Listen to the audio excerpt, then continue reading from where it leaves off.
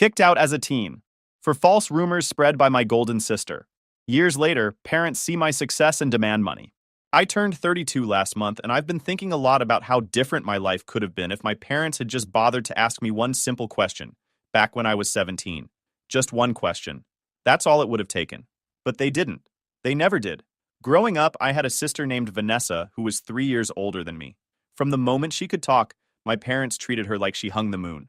Perfect grades, perfect hair, perfect everything. Meanwhile, I was the kid who liked working on cars in the garage and hanging out with my buddies at the skate park. Not exactly what my parents had in mind for their son. The favoritism started early. When Vanessa wanted piano lessons, she got them. When I asked if I could take auto shop classes, I got a lecture about wasting my potential. When Vanessa made honor roll, we'd go out to dinner at this fancy steakhouse downtown. When I made the varsity baseball team as a sophomore, my dad just nodded and went back to reading his newspaper. I learned pretty quick that nothing I did would ever be good enough for them. So I stopped trying to impress them and just did my own thing. I had good friends, played baseball, worked part-time at a local garage where the owner taught me everything about engines. Life wasn't perfect, but it was mine. Vanessa, though, she couldn't stand that I was happy. She'd gone to college on a full academic scholarship and was studying pre-med, the golden child doing golden child things. But apparently that wasn't enough for her. She needed everyone to worship her, especially our parents. And the fact that I didn't care about her achievements must have driven her crazy.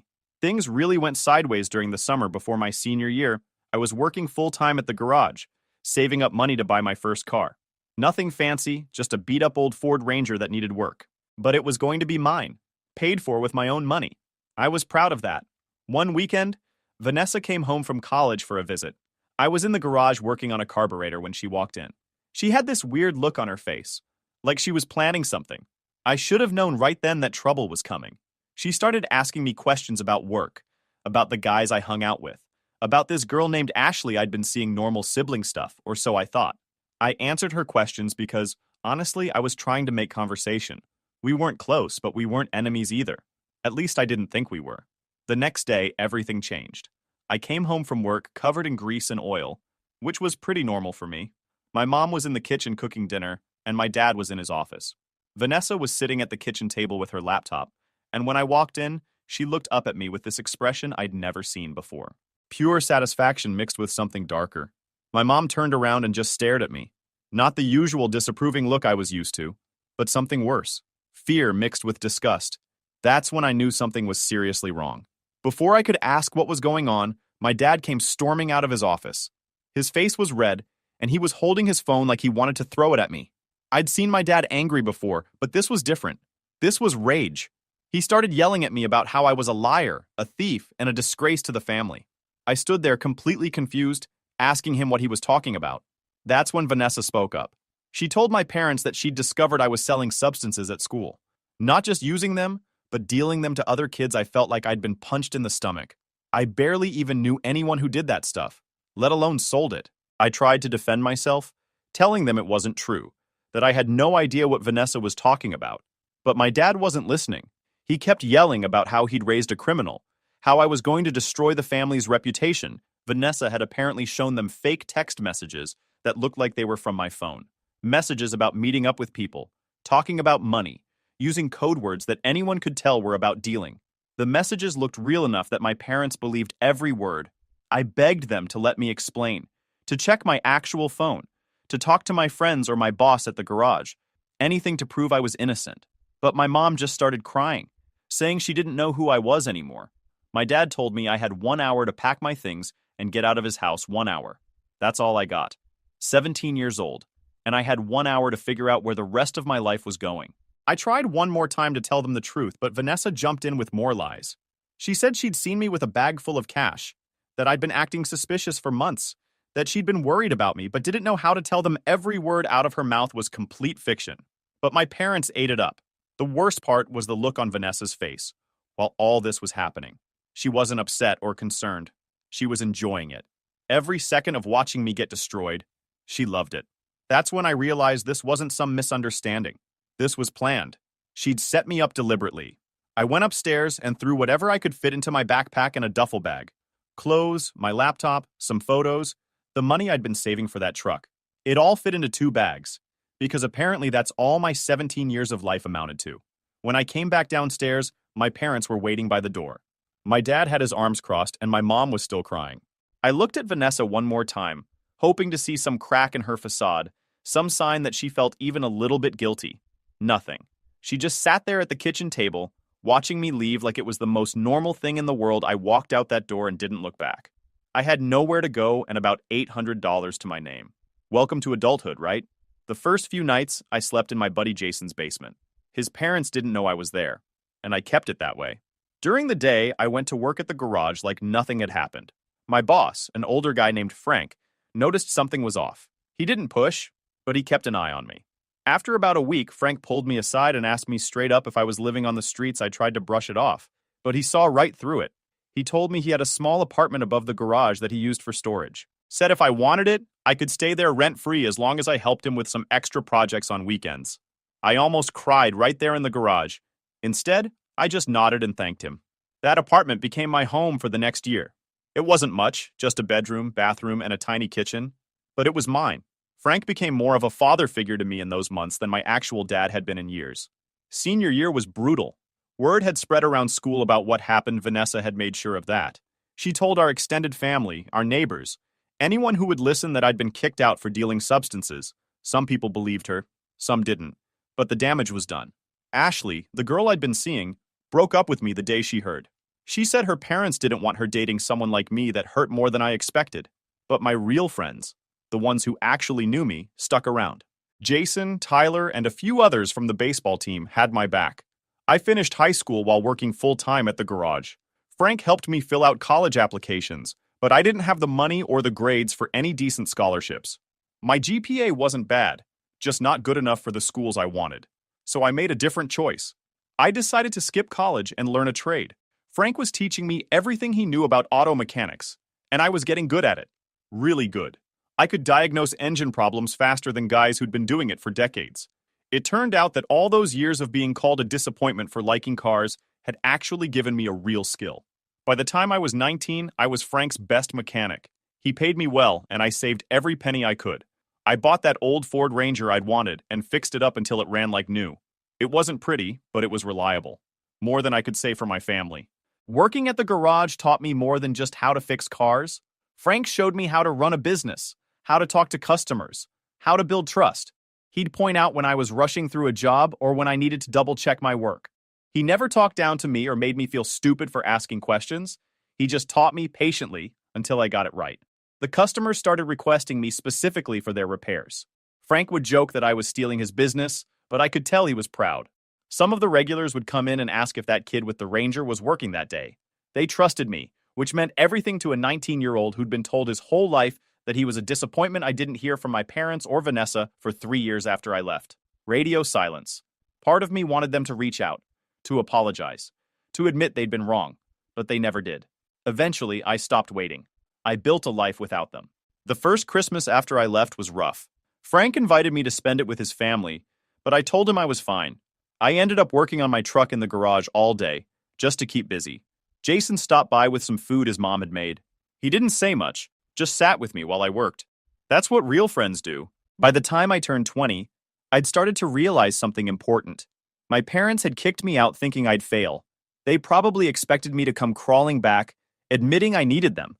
But every month that went by where I paid my own bills and handled my own problems was proof that I didn't need them. That independence felt better than any apology they could have given me. When I turned 21, Frank offered to make me a partner in the garage. He said he was getting older and wanted someone he trusted to help run things. I couldn't believe it.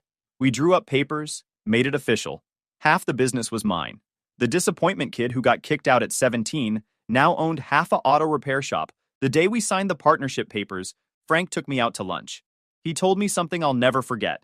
He said that sometimes the worst thing that happens to you ends up being the best thing because it forces you to figure out who you really are. He said getting kicked out at 17 was terrible, but it had turned me into someone who knew how to work hard and value what he had. He was right. Business was good. Really good. Frank had built a solid reputation over the years, and I was bringing in younger customers who appreciated that we didn't talk down to them or overcharge for simple repairs. We were honest, we were fast, and we knew our stuff. The garage became more than just a workplace for me. It was proof that I could build something real. Every satisfied customer felt like another middle finger to everyone who'd written me off. I wasn't just fixing cars.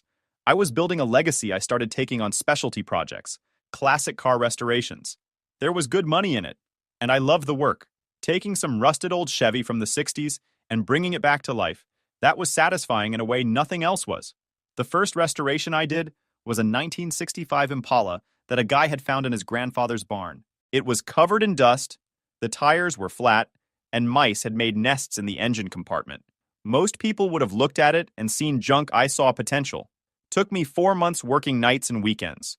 But when I was done, that car looked like it had just rolled off the showroom floor. The owner cried when he saw it. That's when I knew I'd found my calling. Word got around about that Impala. People started bringing me their project cars, their father's old trucks, their dream restorations. Each one was a challenge, and I loved it. This wasn't just business. This was art. By the time I was 23, the restoration side was bringing in more money than regular repairs. We had a waiting list 6 months long. I hired mechanics to handle regular work so I could focus on restorations. I bought better equipment, nicer tools, expanded our workspace. Frank would stand there watching and grinning. He'd built this place from nothing 40 years ago, and now he was watching it grow into something even bigger. By the time I was 25, Frank was ready to retire. He sold me his half of the business for way less than it was worth. Said I'd earned it. The garage was mine. I renamed it, updated the equipment, hired 2 more mechanics, and kept building. The renaming was important to me. Frank wanted me to keep his name on it, but I convinced him to let me call it Legacy Auto Works. Legacy because I was building something that would last. Life was stable. I had a small house I'd bought, a thriving business, good friends, and a girlfriend named Rachel who actually cared about me. I wasn't rich, but I was doing well. Rachel worked as a nurse at the local hospital. We'd met when her car broke down. I fixed it same day, didn't overcharge her, and when she came to pick it up, we talked for 2 hours. She asked me out. Best decision I ever made. She was the first person I told the whole story to. About Vanessa, about getting kicked out, all of it. She didn't judge me or tell me I should try to make peace with my family. She just listened, held my hand, and told me I was stronger than most people she knew. That night, I realized I might actually be able to trust someone completely. It was a feeling I hadn't experienced in years. Then, social media happened. I'd never been big on that stuff, but Rachel convinced me to start posting photos of the restoration projects I was working on. Just pictures of the cars, the progress, that kind of thing. I wasn't trying to become some influencer or whatever. I just thought maybe it would be good for business. The first post I made was of a 1969 Camaro I was restoring. Just a simple before and after photo. Within a week, it had been shared 100 times. People were commenting, asking questions, wanting to know more about the process. I was confused. It was just a car I was working on, nothing special in my mind. But apparently people loved seeing the transformation. Rachel convinced me to keep posting. So I did. I'd take photos of whatever I was working on, write a little caption about what I was doing, and post it. People seemed to really like the behind-the-scenes look at restoration work. They wanted to see the dirty, difficult parts, not just the finished product. So that's what I showed them. The rust, the broken parts, the challenges, all of it. Turns out, people really liked watching old cars get rebuilt. My posts started getting shared more and more, and before I knew it, I had a few thousand followers, then a few more. Local news did a piece on the garage and the restoration work. One of the classic cars I'd restored won an award at a regional car show. The attention was unexpected but welcome. The car show was a turning point. I'd entered a 1970 Plymouth Barracuda I'd spent 8 months restoring. The owner had found it in a field, barely recognizable as a car. I'd rebuilt the engine from the ground up, replaced the entire interior, fixed all the rust, and painted it in its original color. When they announced that it had won Best in Show, I was genuinely shocked. I'd been competing against guys who'd been doing this their whole lives for decades. That win led to more attention. A magazine about classic cars reached out and asked if they could feature the Barracuda. I said yes without hesitation. When the article came out, my phone didn't stop ringing for a week. People from 3 states away were calling, wanting me to restore their cars. I had to start turning down projects because I couldn't keep up with the demand flowing in from everywhere. Everything kind of snowballed from there pretty fast. I got invited to speak at a trade school about the value of learning mechanical skills. A couple more magazines featured my work. Car enthusiasts started making pilgrimages to the garage just to see what I was working on. It was surreal. But here's the thing. The success wasn't what mattered most to me. What mattered was that I'd built it myself, every bit of it, from the ground up, with no help from the people who were supposed to support me. That success was mine, earned by my own sweat and determination. Nobody could take that away from me. I wasn't famous or anything close to it, but I'd built something real, something I was proud of, and I'd done it without my family's help or approval. That's when they decided to show up again. I was at the garage working on a 1967 Mustang when my phone rang unknown number, but I answered anyway because sometimes customers called from different phones. It was my mom. Her voice sounded older, shakier than I remembered. She said my name like a question, like she wasn't sure I'd actually answer. For a second, I thought about hanging up, but curiosity got the better of me. She started talking fast, telling me how she'd seen one of the articles about the garage. Said she was so proud of what I'd accomplished. Proud. That word coming from her mouth after 8 years of silence felt like a joke. I asked her why she was calling after all this time. There was a pause, and then she did that thing she always used to do, where she'd try to make something sound casual when it definitely wasn't. She said she and my dad were having some financial trouble. Medical bills, apparently. My dad had some health issues, and their insurance wasn't covering everything they'd burned through most of their savings. She wanted to know if maybe I could help them out. The audacity of it made me laugh. Actually laugh. Here was my mother, who'd thrown me out at 17 based on lies, who'd believed the worst about me without question, calling me up for money like the last 8 years hadn't happened. I asked her if she remembered why I'd left. She got quiet again, then said something about how maybe they'd been too harsh, but they were just trying to protect Vanessa and do what was right. Not an apology, not an admission that they'd been wrong, just excuses wrapped in weak justifications. I told her I needed to think about it and that I'd call her back. I didn't commit to anything. I just wanted to get off the phone before I said something I'd regret. Or maybe I wanted to say everything I'd been holding back for 8 years. I wasn't sure yet. After I hung up, I just sat there in my garage, surrounded by tools and car parts, trying to process what had just happened. Rachel found me there an hour later. I told her everything, the whole story I'd never fully shared with her before. She listened, held my hand, and then said something that surprised me. She said I should go see them, not to give them money or to make peace, but to get closure, to look them in the eye and tell them exactly how their choices had affected my life. She said I'd spent 8 years building a life without them, but I'd never actually dealt with what they'd done. Maybe it was time. I thought about it for a few days. Part of me wanted to just ignore the call and move on with my life, but Rachel was right. I had this anger that I'd been carrying around, and maybe it was time to put it down. Not for them, but for me. I called my mom back and told her I'd come visit. Just visit. I didn't promise anything about money. She sounded relieved.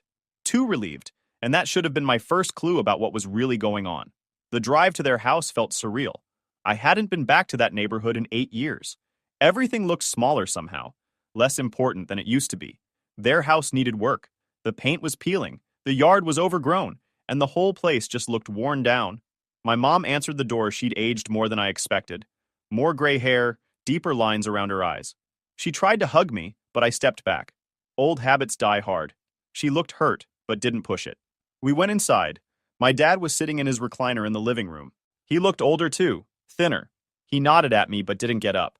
No hug attempt from him, which was probably for the best. We sat down in their living room, this space that used to feel so big when I was a kid.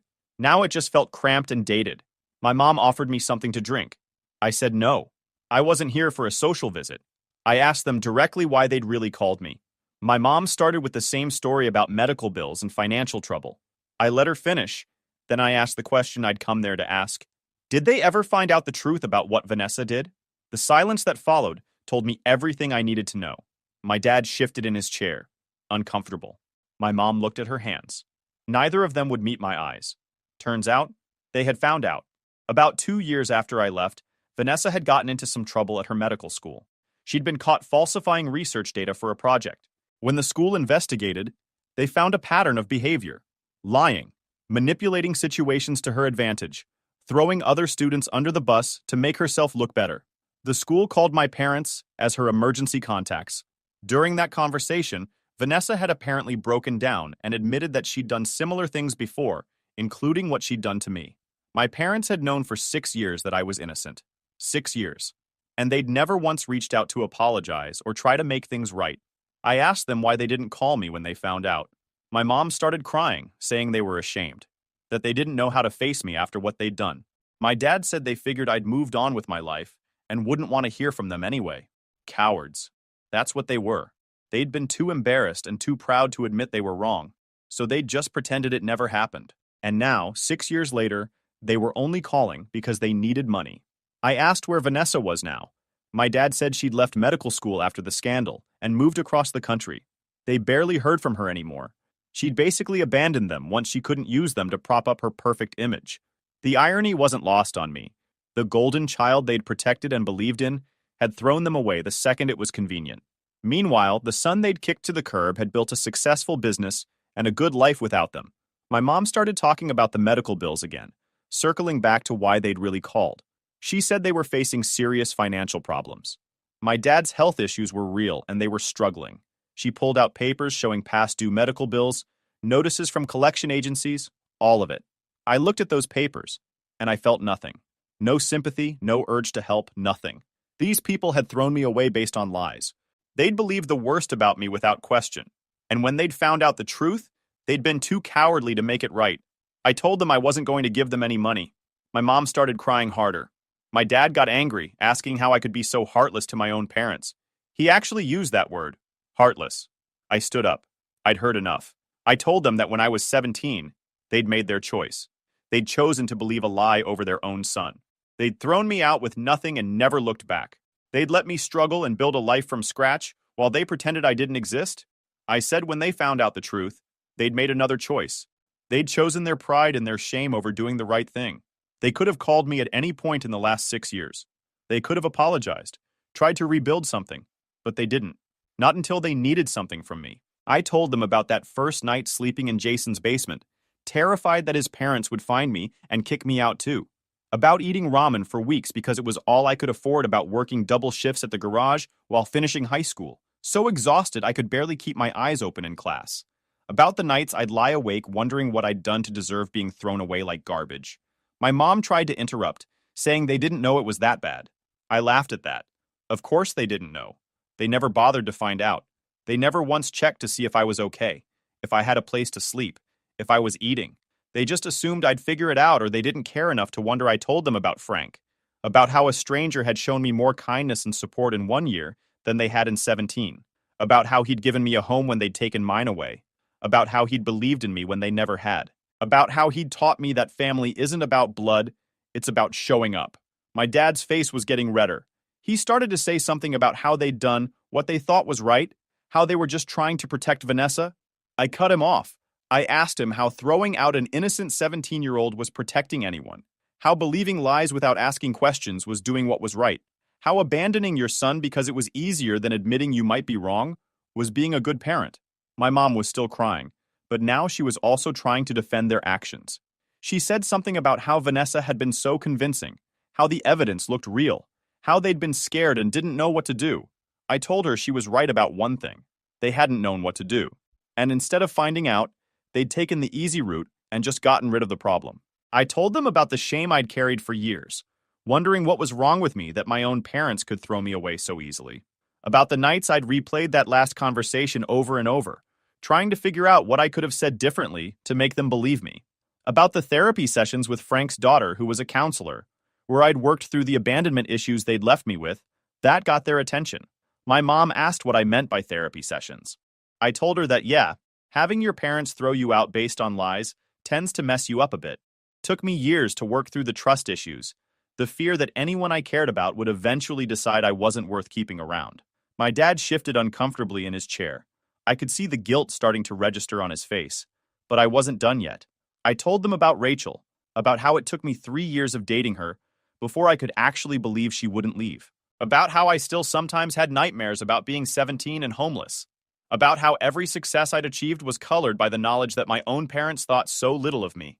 My mom started saying how sorry they were, how they wished they could take it back. I told her sorry wasn't enough. Sorry doesn't give me back those years. Sorry doesn't erase the damage. Sorry is just a word people say when they want to feel better about themselves without actually making things right. My mom tried to interrupt, saying they were still my parents. I cut her off. I told them that being a parent isn't just about biology. It's about showing up. It's about believing in your kid even when things look bad. It's about protecting them and supporting them. They'd done none of that. They'd failed at the most basic parts of being parents. I said I'd spent 8 years building a life without them, and I'd done just fine. Better than fine. I had a business I was proud of, people who actually cared about me, and a future that I'd built with my own hands. I didn't need them then, and I didn't need them now. I told them about Brandon, the kid I was mentoring at the garage, about how his parents thought working with cars was beneath him, just like mine had, about how I was making sure he knew that his interests and talents were valuable, that he didn't need anyone's permission to pursue what he loved, about how I was being for him, what Frank had been for me, what they should have been for me. My mom reached out like she was going to touch my arm. I stepped back. I told her she'd lost the right to that when she'd believed Vanessa's lies without question. When she'd cried over Vanessa's fake injuries instead of listening to her son's truth, my dad started yelling about respect and family obligation. I just looked at him. This old man who used to seem so intimidating now just looked small and bitter. I told him that respect is earned, not demanded, and they'd earned nothing from me. I told them about the day I bought my house, how I'd stood in the empty living room and realized I'd done something most people my age hadn't. I'd bought a house by myself with money I'd earned through hard work, no help from anyone. And in that moment, I'd felt proud of myself for the first time in years, not because of what they thought, but despite what they'd done to me. I said that's what they never understood. They'd thought kicking me out would break me, would prove I couldn't make it without them. Instead, it proved I could. Every day I woke up and handled my life was proof that I didn't need their approval or support. That independence was worth more than any relationship with them could ever be. I walked toward the door. My mom was still crying, asking me not to leave like this. I turned around one last time. I said that I forgave them, not because they deserved it, but because I was tired of carrying around anger that only hurt me. But forgiveness didn't mean reconciliation. It didn't mean I owed them anything. It meant I was letting go of what they'd done, so I could move forward without it weighing me down. I told them that they'd made their choices, and now they'd have to live with the consequences, just like I'd had to live with their choices when I was 17. Then I walked out. The drive home felt different than the drive there, lighter somehow. Rachel was right. I'd needed that closure. I'd needed to look them in the eye and tell them exactly how I felt. I'd spent years wondering if I'd been wrong to cut them off, if maybe I should have tried harder to make them understand. Now I knew. I hadn't been wrong, they had. When I got home, Rachel was waiting for me. She didn't ask how it went. She just gave me a hug and let me process everything. Later that night, I told her the whole story. She said she was proud of me for going, for saying what I needed to say. My mom tried calling a few more times over the next couple of weeks. I didn't answer. Eventually, the calls stopped. I heard through some mutual connections that they'd had to sell their house and move into a smaller apartment. Part of me felt bad about that, but mostly I just felt indifferent. Life moved on. The garage kept growing. I hired another mechanic, then another. We expanded into a bigger building. I started teaching weekend classes at the local trade school, showing kids that college isn't the only path to a good career. One of those kids reminded me a lot of myself at that age. His name was Brandon.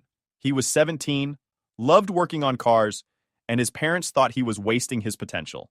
I took him under my wing the same way Frank had done for me, taught him everything I knew, gave him a job at the garage, and made sure he knew that his passion for mechanics wasn't something to be ashamed of. About a year after that visit to my parents' house, I got a letter in the mail. It was from Vanessa. The handwriting on the envelope was shaky, not like the perfect script she used to have. I almost threw it away without reading it. But curiosity won again. The letter was long, pages of her trying to explain why she'd done what she did. She talked about feeling overlooked, about how our parents' expectations had crushed her, about how she'd been jealous of how easily I seemed to handle not being the favorite. She said she'd made a terrible mistake and had been too ashamed to face it. She wrote that she'd been in treatment for some mental health issues, and that her doctors had encouraged her to reach out and apologize to the people she'd hurt. She said she didn't expect forgiveness, but she wanted me to know that she was sorry, that she'd ruined my teenage years and caused me pain that I didn't deserve. The letter ended with her saying that she'd heard about my success and that she was happy I'd built a good life despite what she'd done. She said she wouldn't contact me again unless I wanted her to. She just wanted me to know that she was sorry. I read that letter 3 times. Then I put it in a drawer and didn't think about it for a while. Eventually, I wrote back. Just a short note saying I'd received her letter and that I appreciated the apology. I told her I hoped she was getting the help she needed. I didn't say I forgave her, and I didn't say I wanted to rebuild a relationship. Just acknowledged that she'd reached out. She never wrote back, and I was okay with that. Some relationships aren't meant to be repaired. Some bridges are better left burned. If you enjoyed this video, please hit that subscribe button. It really helps the channel and help us bring you more and better stories. Thanks. At Thanksgiving, my entire family laughed when my brother said I wasn't real family after I mentioned being excited for the reunion trip. I'd paid their bills for years, so I cut them off completely. Now they're losing everything while begging me to come back. Hey Reddit, got told I wasn't real family at Thanksgiving dinner by the people whose lives I'd been bankrolling for 5 years. Before we get to the fallout, let me start from the beginning. My name's Derek. I'm 28, been selling real estate in the Tampa suburbs for about 4 years now. Good at it too. Cleared 6 figures last year for the first time. You'd think that'd make me the success story at family dinners. Instead, it made me the ATM. Here's how it worked. 5 years back, when Mom's hospital bills started piling up after her gallbladder surgery, I opened a joint emergency account, put my name on it, gave them all access. Told myself it was temporary, just until they got back on their feet. That was 5 years ago. In that time, I dumped probably $40,000 into that account. Mom's root canal and crown work, $6,200. Dad's ER visit, $5,800. Tyler's rent for 6 months at $1,200 a month, $7,200. Vanessa's $4,000 for car repairs. Mom's credit card minimums when she was about to default, another $5,000 over 2 years. Dad's truck insurance when it lapsed, $1,800. Random emergencies every few months, vet bills, utility shutoffs, phone bills. Yeah, $40,000 easy, probably more. But that's what family does, right? You help out, you step up, you don't keep score. So when Thanksgiving rolled around, I showed up at my parents' house with 2 $60 bottles of wine and a pecan pie I'd actually baked myself. Did that every year, brought the nice stuff, played the good son. The house was packed, full holiday spread, turkey, stuffing, sweet potatoes, the works. Mom went all out like she always did. Dad was holding court at the head of the table. Tyler was glued to his phone. Vanessa was there with her boyfriend Josh. Aunt Diane had driven 4 hours from Tallahassee. Uncle Greg and his wife. A couple cousins I barely knew. 14 people crammed around that dining room table, passing dishes and talking over each other about football and Black Friday deals. So I'm excited about the cabin trip in March. Got us an insane deal through my real estate connections. Place sleeps 8, has a hot tub, right on the lake. I'd spent 2 weeks setting that trip up. Found the property, negotiated the rate down, coordinated everyone's schedules around spring break. Paid an $1,800 deposit to lock it in. Nobody complained. Nobody pushed back. It was just understood I'd be there. The table went quiet. Tyler looked up from his phone, mid-bite on a roll. Wait, you're coming? I laughed. Thought he was joking. What do you mean? I booked it. Dude, no. It's family only. I waited for someone to jump in. Tell him to shut up. Laugh it off. Something. Nobody did. What do you mean family only? I said. Tyler shrugged like he was explaining basic math to a kindergartner. Like, real family. The core group. No offense, man. Dad chuckled. Not a nervous chuckle. A real one. Mom did that tight-lipped smile where her eyes go flat and she doesn't want to deal with conflict.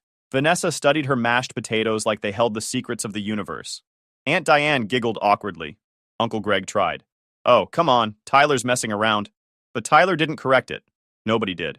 So, I'm not invited, I said slowly, to the trip I planned and paid for. Dad cleared his throat. Wouldn't look at me. We can pay you back for the deposit. That's when I knew. They were dead serious. I stood up. Mom's voice jumped an octave. Derek, honey, sit down. You're making a scene. No scene, I said. I'm just done. Enjoy your meal. Walked right past my untouched pecan pie on the counter. Out the front door. Didn't look back. Could hear Tyler laughing as the door closed. Dude took that way too seriously. Black Friday morning, I was at the bank when they opened at 9. Took me 15 minutes to restructure the emergency account, so any withdrawal required 2 signatures, mine and one other. Locked it down tight. I sent one text to the family group chat. Hey all, made some updates to the account security after reviewing my finances. You'll need my approval for any withdrawals moving forward. Happy Thanksgiving. Professional. Polite. Didn't mention the dinner. Then I went about my weekend. Showed 3 houses, closed on a condo. Normal shit. By Sunday night, my phone was losing its mind. 14 missed calls from Dad. 9 texts from Mom asking to talk. Tyler sent, dude WTF is wrong with the account. I left everyone on red. Monday morning, Dad tried to withdraw $2,600 for truck repairs. Declined. I screenshotted it and sent it to the group chat. Payment denied. Must be that real family-only policy. Happy holidays, muted the chat, ordered Chinese. Played video games all night while my silenced phone racked up 37 notifications I'd never read. Tuesday morning, I called the cabin rental company and canceled. Got my full $1,800 back since we were still 4 months out. Sent the screenshot to the family chat. Freed up the cabin for real family to book? You're welcome. My coworker Jake caught me smiling at my phone that afternoon. Good news? He asked. Best news, I said. Just canceled my family's vacation. He blinked. That's the good news? Yep, Jake shook his head. Man, you're ice cold. Maybe. But I learned it at a Thanksgiving table where 14 people laughed while they carved me out of a family I'd been bankrolling for 5 years. I was just done paying tuition. Saturday morning, 9 days since Thanksgiving. I was dead asleep when the pounding started. Not knocking. Pounding. Like someone was trying to break down my apartment door with their fists. I checked my phone, 7:53 a.m., rolled over, pulled up the Ring camera app. Dad, Mom, Tyler, and Aunt Diane. All 4 of them standing on my doorstep looking like an angry mob.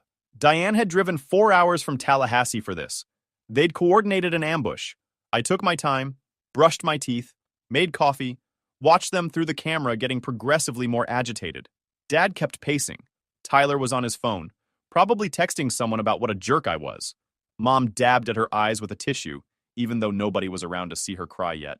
I walked to the door with my coffee, left the chain lock on, and opened it about 6 inches. Can I help you? Dad didn't even try to ease into it. What the hell is this about locking the account? I took a sip of coffee. Security measure. Fraud prevention. Fraud prevention? Mom's voice cracked. Honey, this is family money. We all depend on it for emergencies. Really? I said. Pull up the transaction history. Show me one deposit in the last 3 years that isn't mine. Nobody had an answer for that. Tyler jumped in. Dude, it was a joke at Thanksgiving. You seriously can't take a joke? Weird joke, I said. Nobody texted after I left saying, hey man, we were kidding. Nobody called. Nobody said shit. Funny how that works. Aunt Diane stepped forward, putting on her peacemaker voice. Derek, sweetie, I'm sure this is just a misunderstanding. Family is family, and we all need to work through our differences. Tyler said I'm not real family. I cut her off. At Thanksgiving, at a table full of people, and not one person corrected him. That's not a misunderstanding. Mom started crying. Right on cue. The full production. Shoulders shaking, tissue to her face, little gasping sounds. I didn't budge. You know what I've covered? I said, looking at Dad. Mom's root canal. $3,200. Your ER visit last year when you thought you were having a heart attack. $5,800. Tyler's rent for 6 months straight. Vanessa's $4,000 loan that she never paid back. Your truck insurance when it lapsed. Mom's credit card minimums so she wouldn't default. Dad's jaw tightened. That's what family does. No, I said. That's what ATMs do. And according to Tyler, I'm not family. I let that hang there for a second, then dropped it. Oh, and the cabin? Canceled it Tuesday. Got my full $1,800 back. Mom gasped. Tyler's face went red. Dad stepped forward, getting aggressive. You little... I held up my phone, showed them the Ring camera recording in real time. I've got this whole conversation on camera. Threatening me on my doorstep is a bold move, Dad. He stopped. Are we done here? I asked. Aunt Diane tried one more time. Derek, please, it's the holidays. Think about what you're doing to everyone. Think about your mother. I thought about what they did to me, I said. On Thanksgiving. The holiday about being grateful for family. Now we're even. I closed the door, locked it, threw the deadbolt. They stood outside for another minute. I watched through the camera as Dad said something I couldn't hear, his face purple. Then they left. Within 2 hours, my voicemail was full. Uncle Greg wanting to hash things out. Cousin Melissa saying Mom was devastated. Aunt Diane's 3-minute lecture about forgiveness. Deleted all of them. Tyler texted from a new number. You're dead to me. Screenshot. Saved to a folder labeled evidence. Mom's church friends started sending Facebook requests. Flying monkeys. Declined and blocked.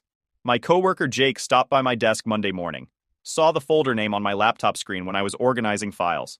Evidence? He said. Dude, what are you, building a legal case? Maybe, I said.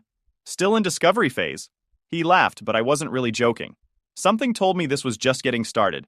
And if they wanted to keep pushing, I was going to need documentation. All of it. 2 weeks after Thanksgiving, Mom started posting on Facebook about mental health struggles tearing families apart. and asking for prayers. Dad posted about knowing who his real family is. Tyler shared podcast clips about narcissistic siblings. I stayed off social media completely. Let them yell into the void. I had houses to sell. Wednesday morning, Mom called the brokerage 4 times. Then she called Steven directly. He pulled me into his office. Your mom says you're having a breakdown, that you cut everyone off for no reason. I explained, vaguely, family dispute, set boundaries, they're escalating. He was cool about it. Just keep it away from here if you can. After he left, I sat at my desk staring at nothing. They'd brought my work into it, tried to poison my professional reputation. Thursday afternoon, Vanessa texted, "Can we talk? Just you and me. Coffee? Could be a setup."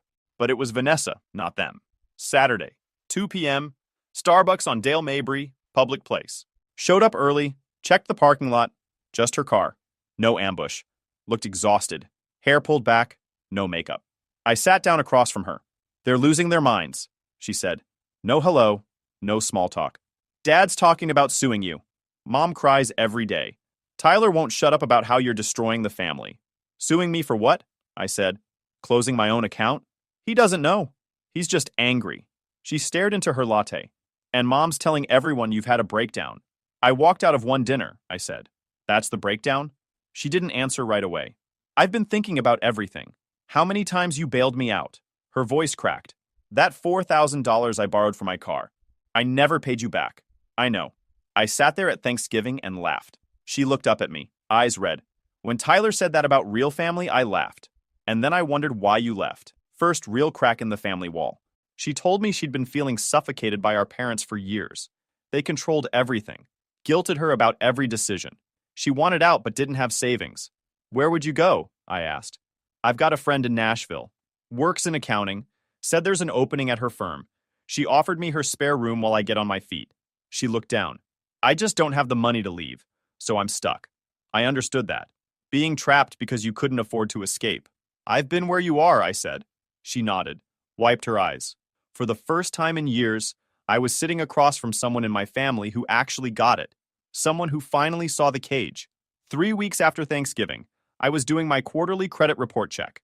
Habit from working in real estate. You need clean credit to stay credible with clients and lenders. Pulled up my Experian report and scrolled through the usual stuff. Student loans, car payment, credit cards. All good. Then I saw it. Hard inquiry from Badcock Home Furniture. Dated July, 5 months ago.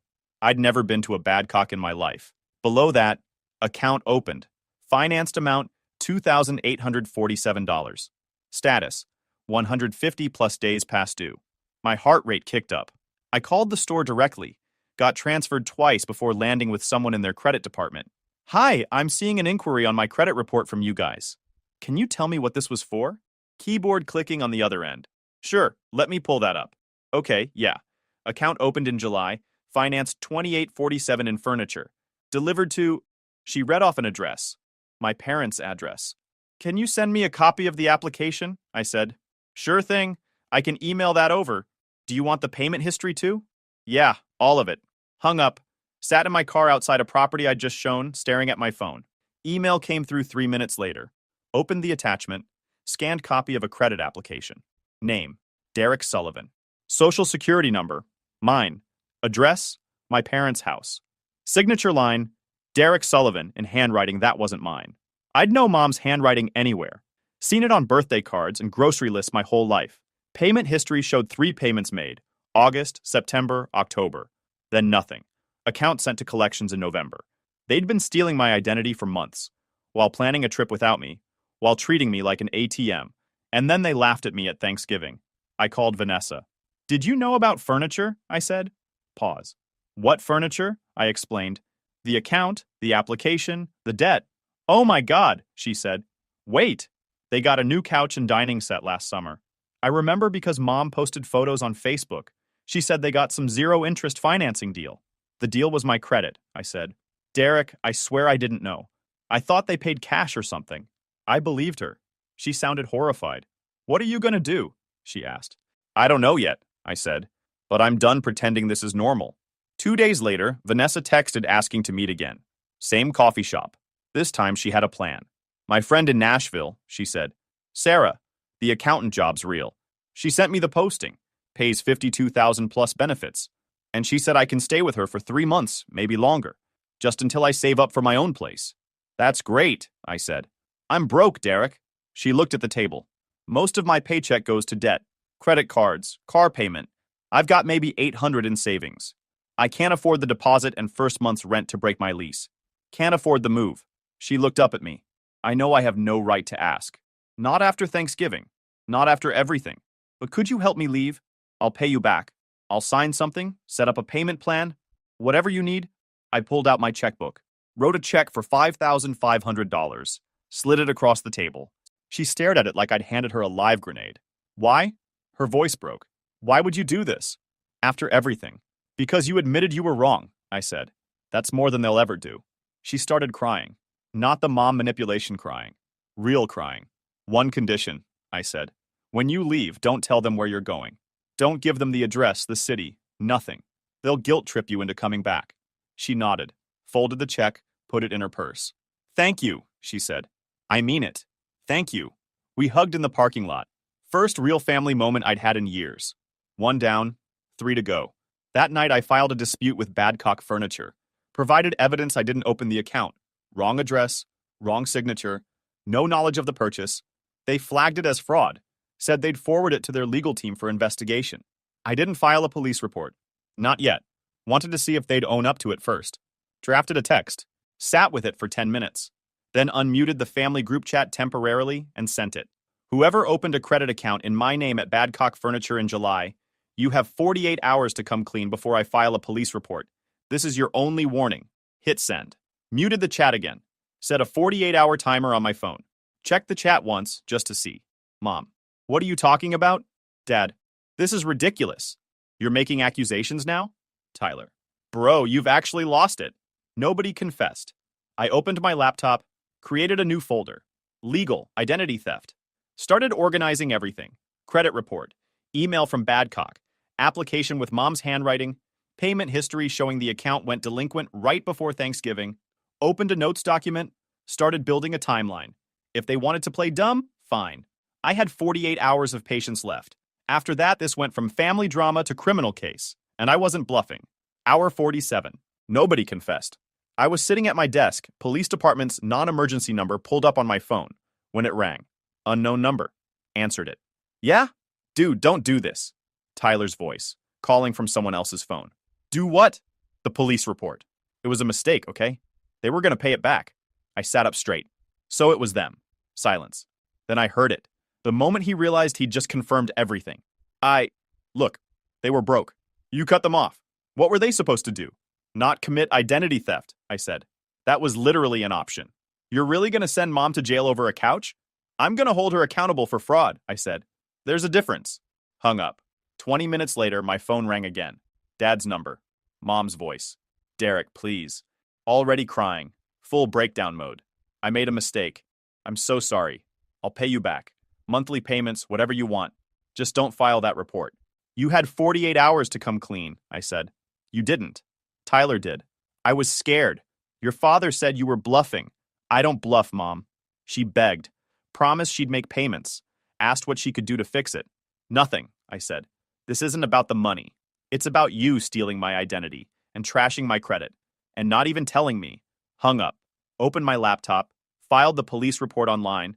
Uploaded the credit report, the application scan, the payment history, everything. Case number assigned within 2 hours.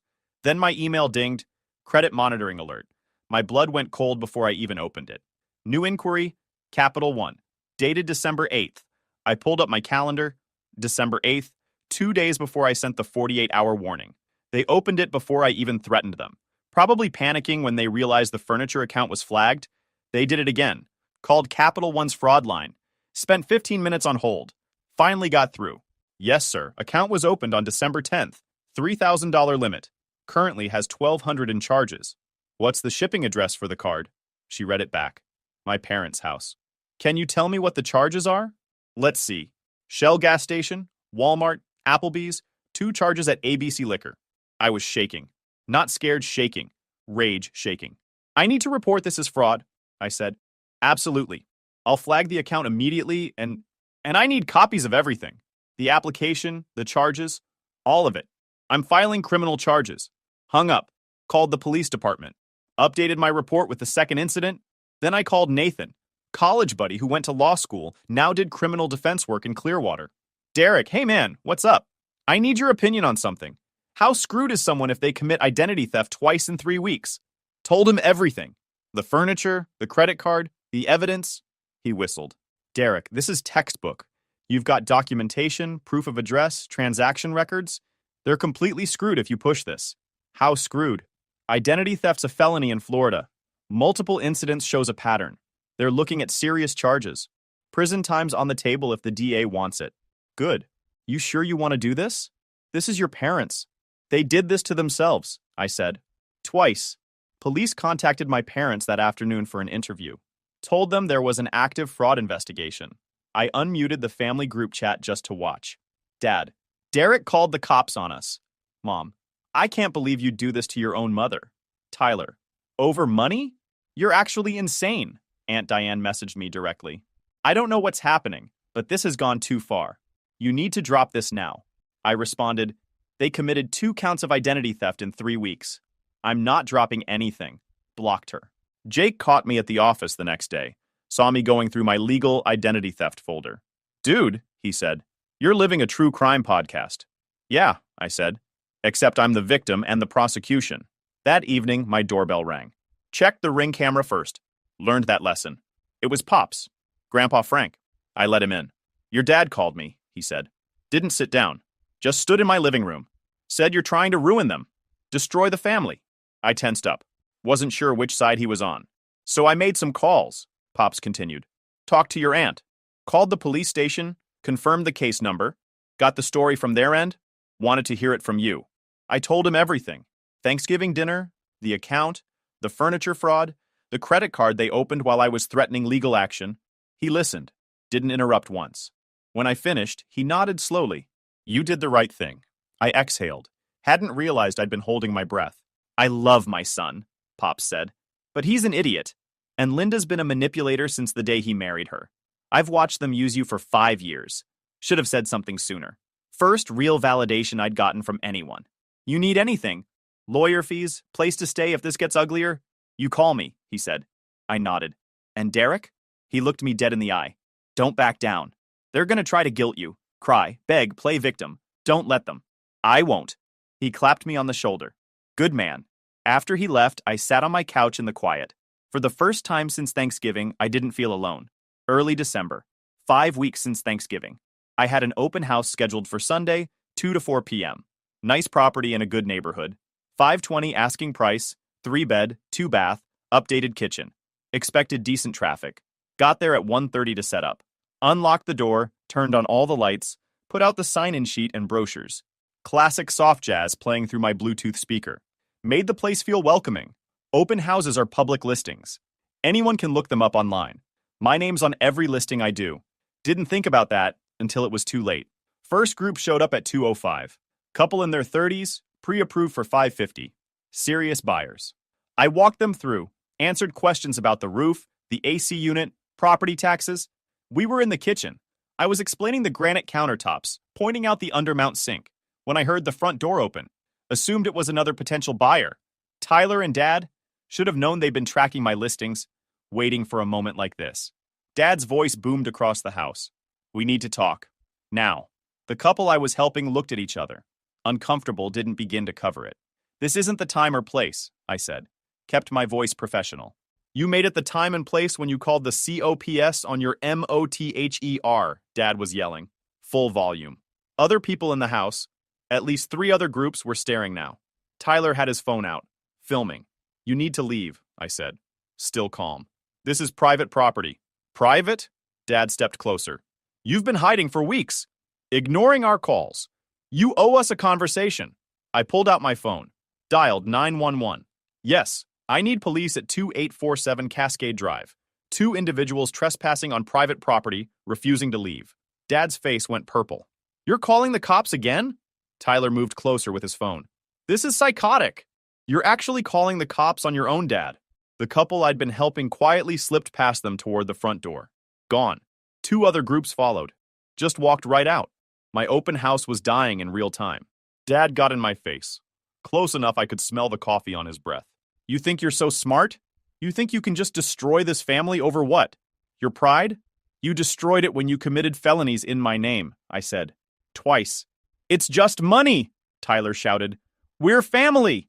Family doesn't steal, I said. Family doesn't laugh when you exclude someone at Thanksgiving. And family doesn't show up at someone's workplace to harass them. Sirens in the distance. Dad and Tyler heard them too. You're gonna regret this, Dad said, jabbing his finger at my chest. We'll make sure everyone knows what you really are. What kind of son does this to his parents? You've been doing that for weeks, I said. Hasn't changed anything. 2 patrol cars pulled up outside. I met them at the door, explained the situation. Trespassing, refusing to leave, disrupting a professional event. Officer asked Dad and Tyler to step outside. Dad tried to argue. This is my son. We're just trying to talk to him. Sir, he's asked you to leave. This is private property. You can go willingly, or we can escalate this. They left, but Dad was yelling threats the whole way to his truck. This isn't over! You hear me? This isn't over! Tyler posted the video on TikTok that night. Edited clip of me on the phone with 911. Caption. When your brother calls the cops on his own dad at work. Family, drama. Toxic family. Got about 9,000 views in 2 days. Comments were split 50-50. Half thought I was a jerk. Half were asking what the dad did to deserve it. Monday morning, Stephen called me into his office. Got a call from the homeowner, he said. Said there was an incident at the open house yesterday, I explained. Stephen rubbed his temples. Your family showed up at an open house? Derek, what the hell? I know, I'm sorry. It won't happen again. It can't happen again, he said. Not mean, just firm. I get that family stuff's messy. I do. But we can't have this kind of thing at our listings. Makes us look unprofessional. I'm putting you on 30-day probation. One more incident and I have to let you go. Can't risk the brokerage's reputation. I'm filing for a restraining order today, I said. He nodded. Good. Do what you need to do. Just keep it away from work. I felt the shame burning in my chest. Even though none of this was my fault, I looked like the problem. That afternoon, I went to the courthouse. Clerk steered me toward a repeat violence injunction, Florida's version for harassment and stalking by family. Protective order against Richard Sullivan and Tyler Sullivan. Listed everything. Harassment, trespassing, threatening behavior, interference with employment. Attached the ring footage from when they showed up at my apartment. Police report from the open house. Tyler's TikTok video. Hearing scheduled for 10 days out. Day of the hearing. I showed up in a suit with a folder full of documentation. Police reports, fraud filings, ring videos, the TikTok, everything organized with tabs. Dad and Tyler showed up with Aunt Diane for moral support. Judge called the case. Asked me to present. I laid it out. The harassment. Showing up at my home unannounced. Showing up at my workplace. Threatening me. Interfering with my employment. Judge looked through the evidence. Watched the ring footage. Pulled up Tyler's TikTok on the courtroom computer. Dad tried to speak. Your Honor, this is a family dispute. My son is overreacting to a misunderstanding. Did you or did you not show up at his place of employment after being asked not to contact him? Dad hesitated. Well, yes, but... And there's currently an active criminal investigation for identity theft involving you and your wife? Dad went quiet. Tyler tried. He's making it sound worse than it is. We were just trying to talk. I've seen the video you posted, the judge said. You documented the incident yourself. You were trespassing and your father was yelling threats. Temporary injunction for protection granted. Richard and Tyler Sullivan must stay 500 feet away from Derek Sullivan, his residence, and his place of employment. Valid for 1 year. Violation would result in arrest. Dad lost it in the hallway after. You're dead to me! You hear me? Dead to me! I turned to the bailiff standing nearby. Can we get that on record? Pops was waiting in the lobby. He'd driven up to be there. Proud of you, he said. That took guts. Shouldn't have to get a restraining order against your own dad, I said. No, Pops agreed. But you did what you had to do. That night, email from Mom. Long, rambling message about how she was caught between her husband and her son and just wanted a nice family and didn't mean for things to go this far.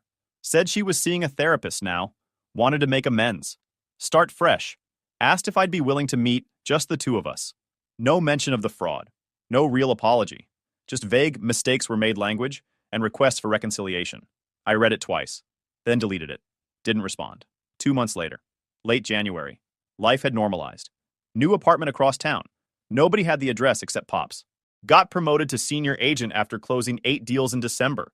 Top seller for quarter 4. Vanessa was thriving in Nashville. Texted weekly updates. New job was going great. Already paid back $800 even though I told her not to rush. Dating someone. Actually sounded happy. Started seeing Amy, a loan officer from work. She knew about the family drama. Didn't judge. Sunday dinners with Pops became tradition. Steaks, football, normal conversation. He never brought up Dad or Linda unless I did first. Credit was recovering. Both fraud accounts removed. Score climbing back into the 700s. Criminal case still moving through the system. Prosecutor building the case. Just waiting. Restraining order active. 7 weeks of silence from Dad and Tyler. Life was peaceful. Then Tuesday morning, 6:47 a.m. Phone rang. Unknown number. Is this Derek? Nurse Campbell from Regional Medical Center.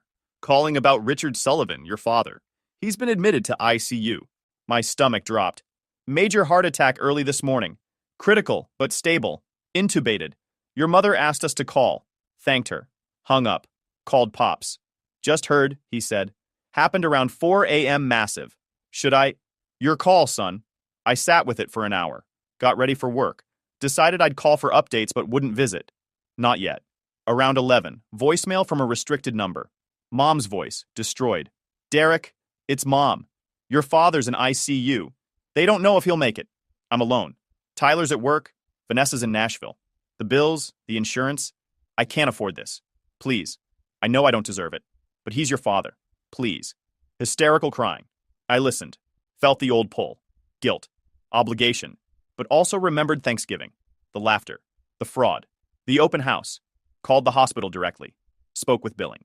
I want to cover his copays. What do I need to do? You'd need to come in. Sign as an authorized payer. Show ID. He drove there that afternoon. Filled out the paperwork. Gave them my card for automatic payments. 8 to 12,000 expected. They couldn't hide it from the family, but they wouldn't announce it either. Not doing it for them. Doing it because I wasn't a monster. Didn't call Mom back. Day 2. Tyler texted from a new number. Dad might die and you can't even show up. You're a piece of shit. Didn't respond. Day 3.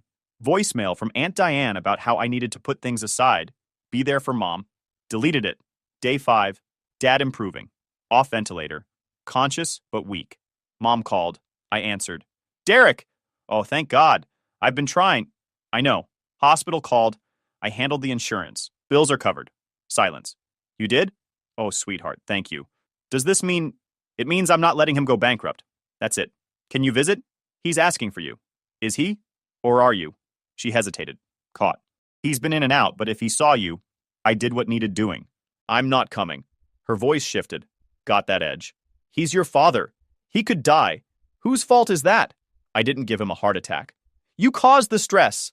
The fighting, police reports, restraining order. There it was. The blame. So it's my fault he had a heart attack because I reported fraud? She backpedaled. That's not what I... Yes, it is. You want me to feel guilty for holding him accountable? I just want my family back. Is that wrong? You want your ATM back. Different thing. That's not fair. You opened credit cards in my name while I was threatening legal action. Crashed my open house, called my boss, turned everyone against me. And you want me to fix it? I'm sorry. I made mistakes. We were struggling. You could have asked. Been honest. Not laughed when Tyler said I wasn't real family at Thanksgiving. She went quiet. That's the part nobody talks about. Thanksgiving, where you made it clear I didn't belong unless I was useful. It was a joke. No, it wasn't. You know it wasn't. Silence. Dad's bills are covered. He'll recover or won't. Doesn't change what happened. So that's it? You're done with us? You were done with me first. At Thanksgiving. I'm accepting it. Please, we need you.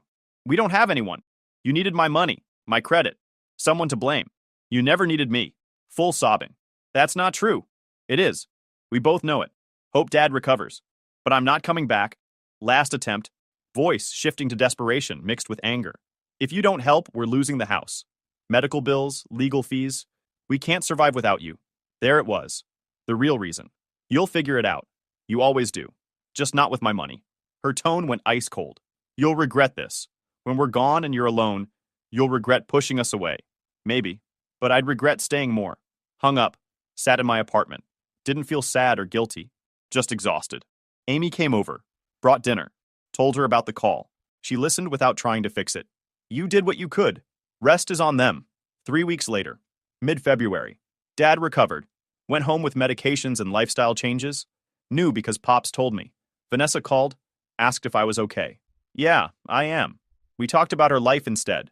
Normal stuff. Sunday dinner at Pops's place. Steaks, football, beer. Didn't talk about Dad or Linda. Talked about fishing, his garden, work. This was what family should have felt like. Coffee shop, working on a listing presentation, Facebook notification, friend request from Linda Sullivan. Stared at it for 5 seconds. Declined. Back to work. Text from Amy. Dinner at my place tonight? Making lasagna? Smiled. I'll bring wine. Closed laptop. Headed out. Drove past my old neighborhood. The street where my parents lived. Didn't even glance. Just kept driving. They taught me what family shouldn't be. Turns out that was the only lesson they ever got right. YouTube just dropped this new hype feature. If you're hooked on this story, smash that hype button. It tells YouTube this video deserves to blow up, and it keeps even crazier stories coming your way. This story is titled, My Parents Dumped Me in a Foster Home to Travel the World with Their Favorite Daughter, so I became the one they could never afford to face. Hi everyone. Before we dive in, a quick favor. If you enjoy content like this, please hit the subscribe button. It's free, supports the channel, and make sure you never miss out on amazing videos. Alright, let's get started. Hey guys, I've been lurking here for a while and wasn't sure if I should post this, but honestly, it's been weighing on me for years. Maybe putting it out there will help me make sense of it all. My name's Adam, and I'm 24 now, but this story starts years ago when I was just 12. Back then, I thought my family was pretty normal. At least, what I thought normal was. We weren't rich, but we had a decent house, decent clothes, and life seemed okay. My parents, Laura and Greg, didn't act like anything was wrong. Well, until it was. Then there was my sister, Emma. Emma was the golden child. You know the type. Teachers loved her, parents couldn't stop bragging about her. If she so much as sneezed, it was treated like a masterpiece. Me? I was just Adam. It wasn't like I was a bad kid or anything, but no matter what I did, it was like I was background noise. Emma got the fridge space for her drawings. I got a pat on the back and a, "That's nice, Adam." And the thing is, I didn't hate Emma for it. It wasn't her fault they treated her like a trophy and me like I didn't matter, but it definitely made me feel like I wasn't important. Anyway, the day it all fell apart started pretty normally. I was in my room, playing with some old action figures I wasn't quite ready to outgrow yet. Then Laura called me downstairs in that weird voice parents use when they're trying to sound calm, but you just know something's up. I figured maybe I'd left the milk out or forgot to do a chore. When I walked into the living room, though, Greg and Laura were both sitting on the couch, looking way too serious for it to be about milk. "Sit down, Adam," Greg said, motioning to the chair across from them. His tone was clipped, like this was a meeting and not a family conversation. Laura, on the other hand, was doing her best to look sympathetic, but something about it felt off. I sat down, baffled. Laura took a deep breath and said, "Adam, we need to talk about something important." My first thought was that someone had died, maybe a grandparent I barely knew. But then Greg said, "We've hit some financial struggles and we can't afford to take care of you anymore." At first I thought I misheard him. Like, what do you mean, can't afford to take care of me? Am I some kind of subscription you're canceling? I just stared at them, trying to process what he'd said. But Laura kept going. "It's not your fault, sweetie. This is something we've been struggling with for a while and we had to make a really hard decision." A hard decision. Right. They made it sound like they were deciding which cable package to keep, not whether or not to abandon their kid. I asked what they meant, still hoping this wasn't what it sounded like. Laura explained that they'd found a foster home for me, and that it was just temporary. She kept saying that word, temporary, like it was supposed to make me feel better. "Why can't Emma go to the foster home?" I blurted out. I was desperate to understand. Laura's face turned cold for a split second before she said, "Emma's in school, Adam. She needs stability." Stability. Like I didn't? Greg cut in before I could say anything else. "This isn't about choosing one of you over the other. It's about what makes the most sense right now." I started crying, and not the quiet kind. It was ugly, full-on sobbing, because how else does a 12-year-old react to being told his parents are giving up on him? Laura tried to hug me, but I pushed her away. "Why are you doing this?" I asked, over and over, but all they did was repeat the same rehearsed lines about tough choices and financial struggles. The next day, they packed a small bag for me and drove me to the foster home. The ride there was quiet. Not the kind of quiet where people are deep in thought, but the kind where you can feel the tension in every breath. I kept staring at them, hoping one of them would crack, would look back at me and say, "This is a mistake. You're coming back home." But they didn't. When we got to the house, I stayed in the car for a moment, hoping they'd change their minds. Greg turned around and said, "Come on, Adam. Let's get this over with." Like this was some chore he just wanted to check off his to-do list. I stepped out of the car, clutching the duffel bag they'd packed for me. The foster parents, Mr. and Mrs. Miller, were standing at the door. They looked friendly enough, but I barely noticed them. All I could focus on was the fact that my parents, were about to leave me there. Laura knelt down in front of me and said, "We love you, Adam. This isn't goodbye forever. Just give it some time, okay?" She kissed my forehead, but it didn't feel comforting. It felt like someone was stamping a returned label on me. Greg shook my hand. Not a hug, a handshake, like I was some distant cousin he barely knew, and then they were gone. I stood on the porch, watching their car disappear down the street, my chest getting heavier with each second. I kept thinking, they'll come back. They have to come back. But they didn't. That night, I kept replaying the day in my head. What did I do wrong? Was I not good enough? Why Emma and not me? Those questions stuck with me for weeks, and the worst part was, I didn't have any answers. All I had was their promise that this was temporary.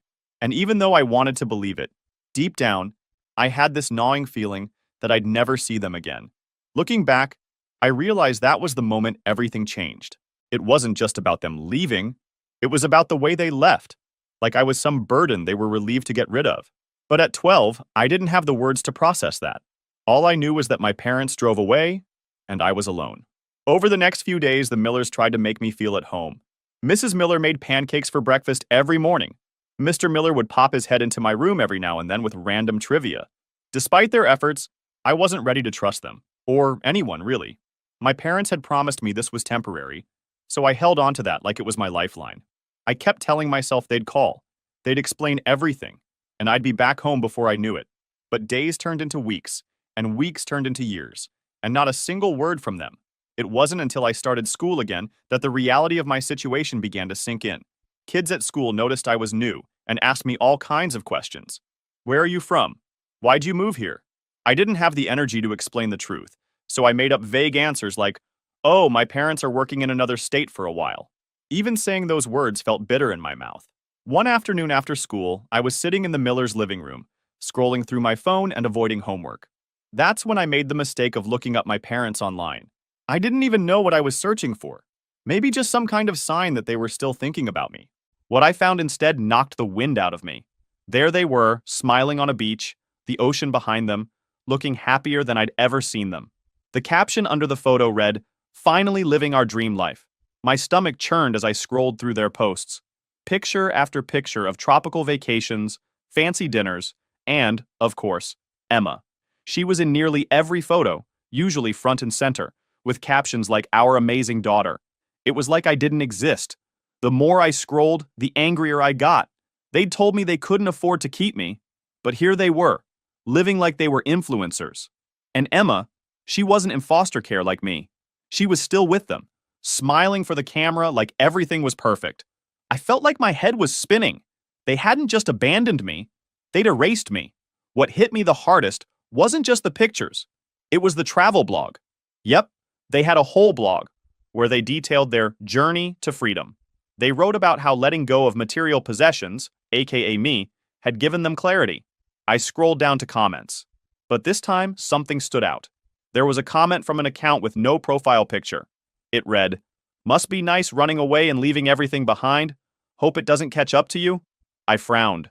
The words felt sharp, like they were meant to cut through whatever shiny image Greg and Laura were trying to project. My mind raced.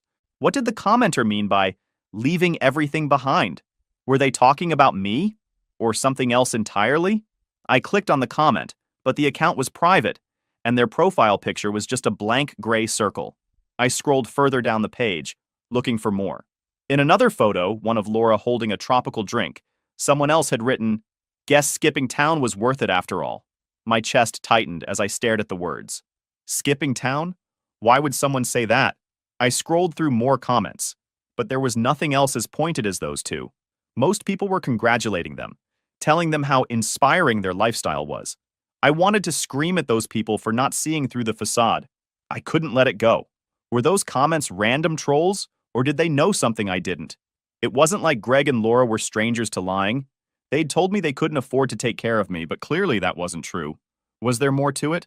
The questions swirled in my head, and I couldn't stop thinking about them. But what could I do? I didn't have access to their past or their secrets. All I could do was stew over those cryptic words and wonder what else they were hiding. I closed my laptop, my hands shaking. It wasn't just about the lies they'd told me.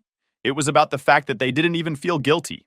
They were out there living their best lives, and I was here trying to figure out how to exist without them. That night at dinner, the Millers noticed something was off.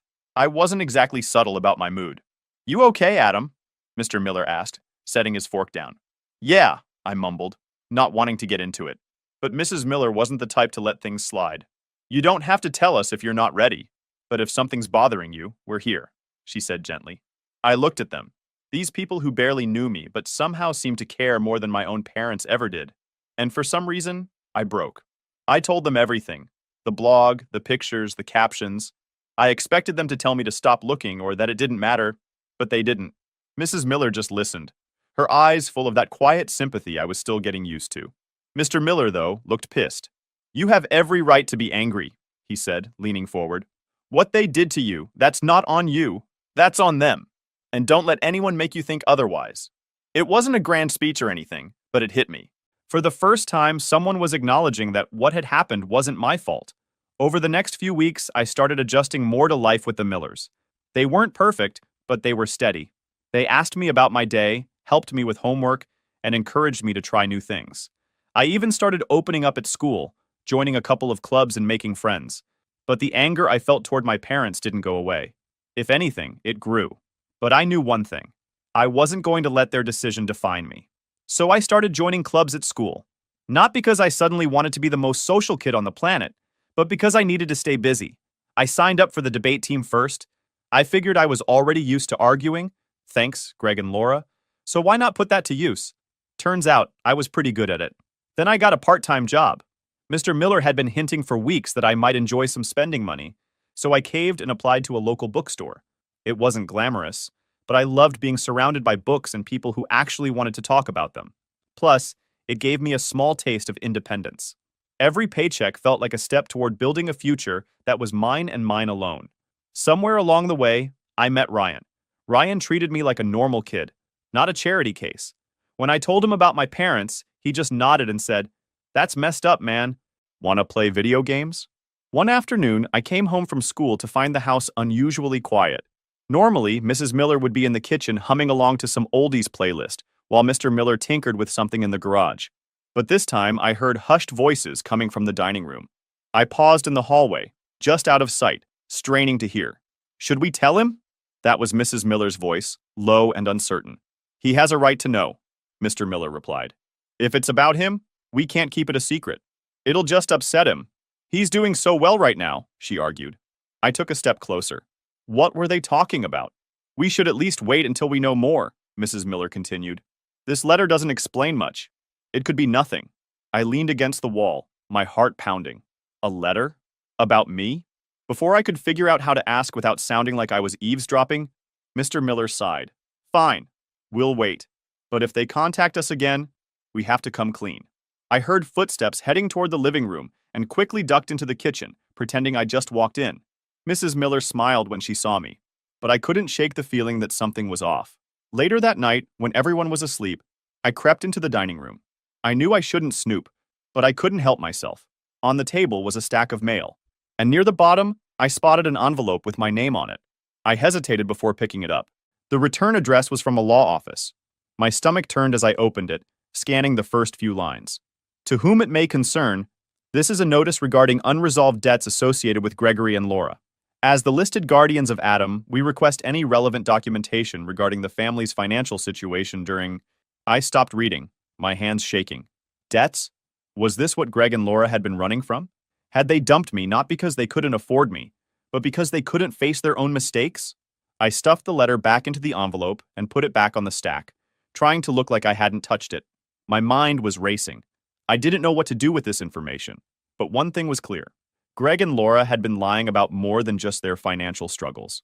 By the time I turned 16, things were starting to click. I'd been working hard in school, balancing my job and extracurriculars, and it was paying off. My grades were solid, and my debate coach told me I had a real shot at getting a scholarship. That was the first time I let myself imagine a future that didn't involve my parents or their baggage. It felt good, liberating even. Then, the scholarship became real. I still remember the day I got the letter. I'd applied on a whim, thinking there was no way I'd actually get it. When I opened the envelope and saw the words, "full ride," I couldn't believe it. I ran downstairs to show the Millers, who were practically glowing with pride. Mrs. Miller hugged me so tight, and Mr. Miller kept saying, "I knew it. I knew you could do it." That night, I decided to share the news on social media. I wasn't big on posting personal stuff, but this felt like a moment worth celebrating. I wrote something short and sweet about how hard work pays off and how grateful I was for the support I'd gotten. The comments started rolling in almost immediately. Friends from school, teachers, even random classmates I barely knew. But there was one comment that made my stomach drop. It was from Laura. "We're so proud of you, Adam. Let's reconnect soon." Proud of me? After everything? I stared at the comment for what felt like forever, my anger bubbling to the surface again. It wasn't just that they commented, it was how casual it was. Like we were just distant relatives who'd lost touch, not parents who had completely abandoned their son. I didn't respond. What could I even say? Instead, I deleted the comment and blocked them both. That was the moment I realized I didn't need their approval, or their guilt trips. The scholarship gave me a new sense of purpose. I threw myself even harder into my studies, determined to prove to myself, and maybe a little to them, that I could succeed without their help. Mr. Miller started giving me mini financial literacy lessons, which I actually found interesting. He showed me how to save, budget, and think about long-term goals. It wasn't glamorous, but it was practical, and it gave me a sense of control I'd never had before. With their encouragement, I also started tutoring younger students after school. It wasn't something I'd ever seen myself doing, but it turned out I had a knack for explaining things in a way that made sense. Plus, it felt good to help kids who were struggling, especially since I knew what it was like to feel left behind. One day, during one of our tutoring sessions, Ryan asked me what my ultimate goal was. Like, "Where do you see yourself in 5 years?" he said, leaning back in his chair like it was the most casual question in the world. I thought about it for a second before answering. I just want to be stable, you know? Like, have my own place, my own life, and not feel like I'm relying on anyone else. "That's solid," he said with a grin. "But don't forget to have some fun along the way." Ryan's words stuck with me. I realized I'd been so focused on proving myself that I hadn't left much room for anything else. So I made a promise to myself to find a balance. I kept working hard, but I also started saying yes to things I'd usually avoid. Game nights with friends, spontaneous road trips, even just hanging out at the park on a lazy Sunday. It wasn't much, but it reminded me that life didn't have to be all grind and no joy. By the end of that year, I felt like a completely different person. I wasn't just surviving anymore. I was thriving. The Millers had become my rock. Ryan was like a brother, and I finally felt like I was on a path that was entirely my own. My parents' absence still stung sometimes, but it didn't define me. If anything, it fueled me to keep moving forward. Then things took a different turn once my graduation day rolled in. It was supposed to be the culmination of everything I'd worked for. It was the day I was finally going to stand up, surrounded by the people who supported me, and say, "I made it." The weeks leading up to graduation were a blur. I barely had time to think. The Millers were buzzing with excitement, making plans for a small celebration at their house afterward. Even Ryan, who normally shrugged off anything sentimental, seemed genuinely hyped for me. I still remember the morning of graduation like it was yesterday. My mind kept racing with thoughts about everything it had taken to get here. From the moment my parents left me on the Miller's porch, to all the nights I stayed up studying just to prove to myself I could do it, I thought about it all. Mrs. Miller had ironed my graduation gown the night before, leaving it hanging on my bedroom door with a little note that said, "So proud of you, Adam." I smiled when I saw it. It wasn't just the note, it was everything they'd done for me over the past 5 years. They weren't just foster parents anymore. They were my real family. The ceremony itself was exactly what you'd expect.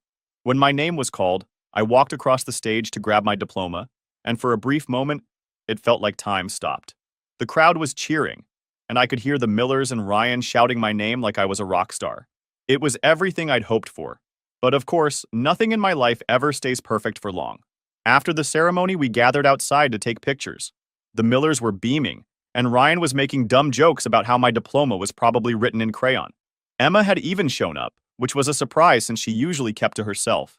It felt like my world was exactly as it should be, until I saw them. Standing at the edge of the crowd were Greg and Laura.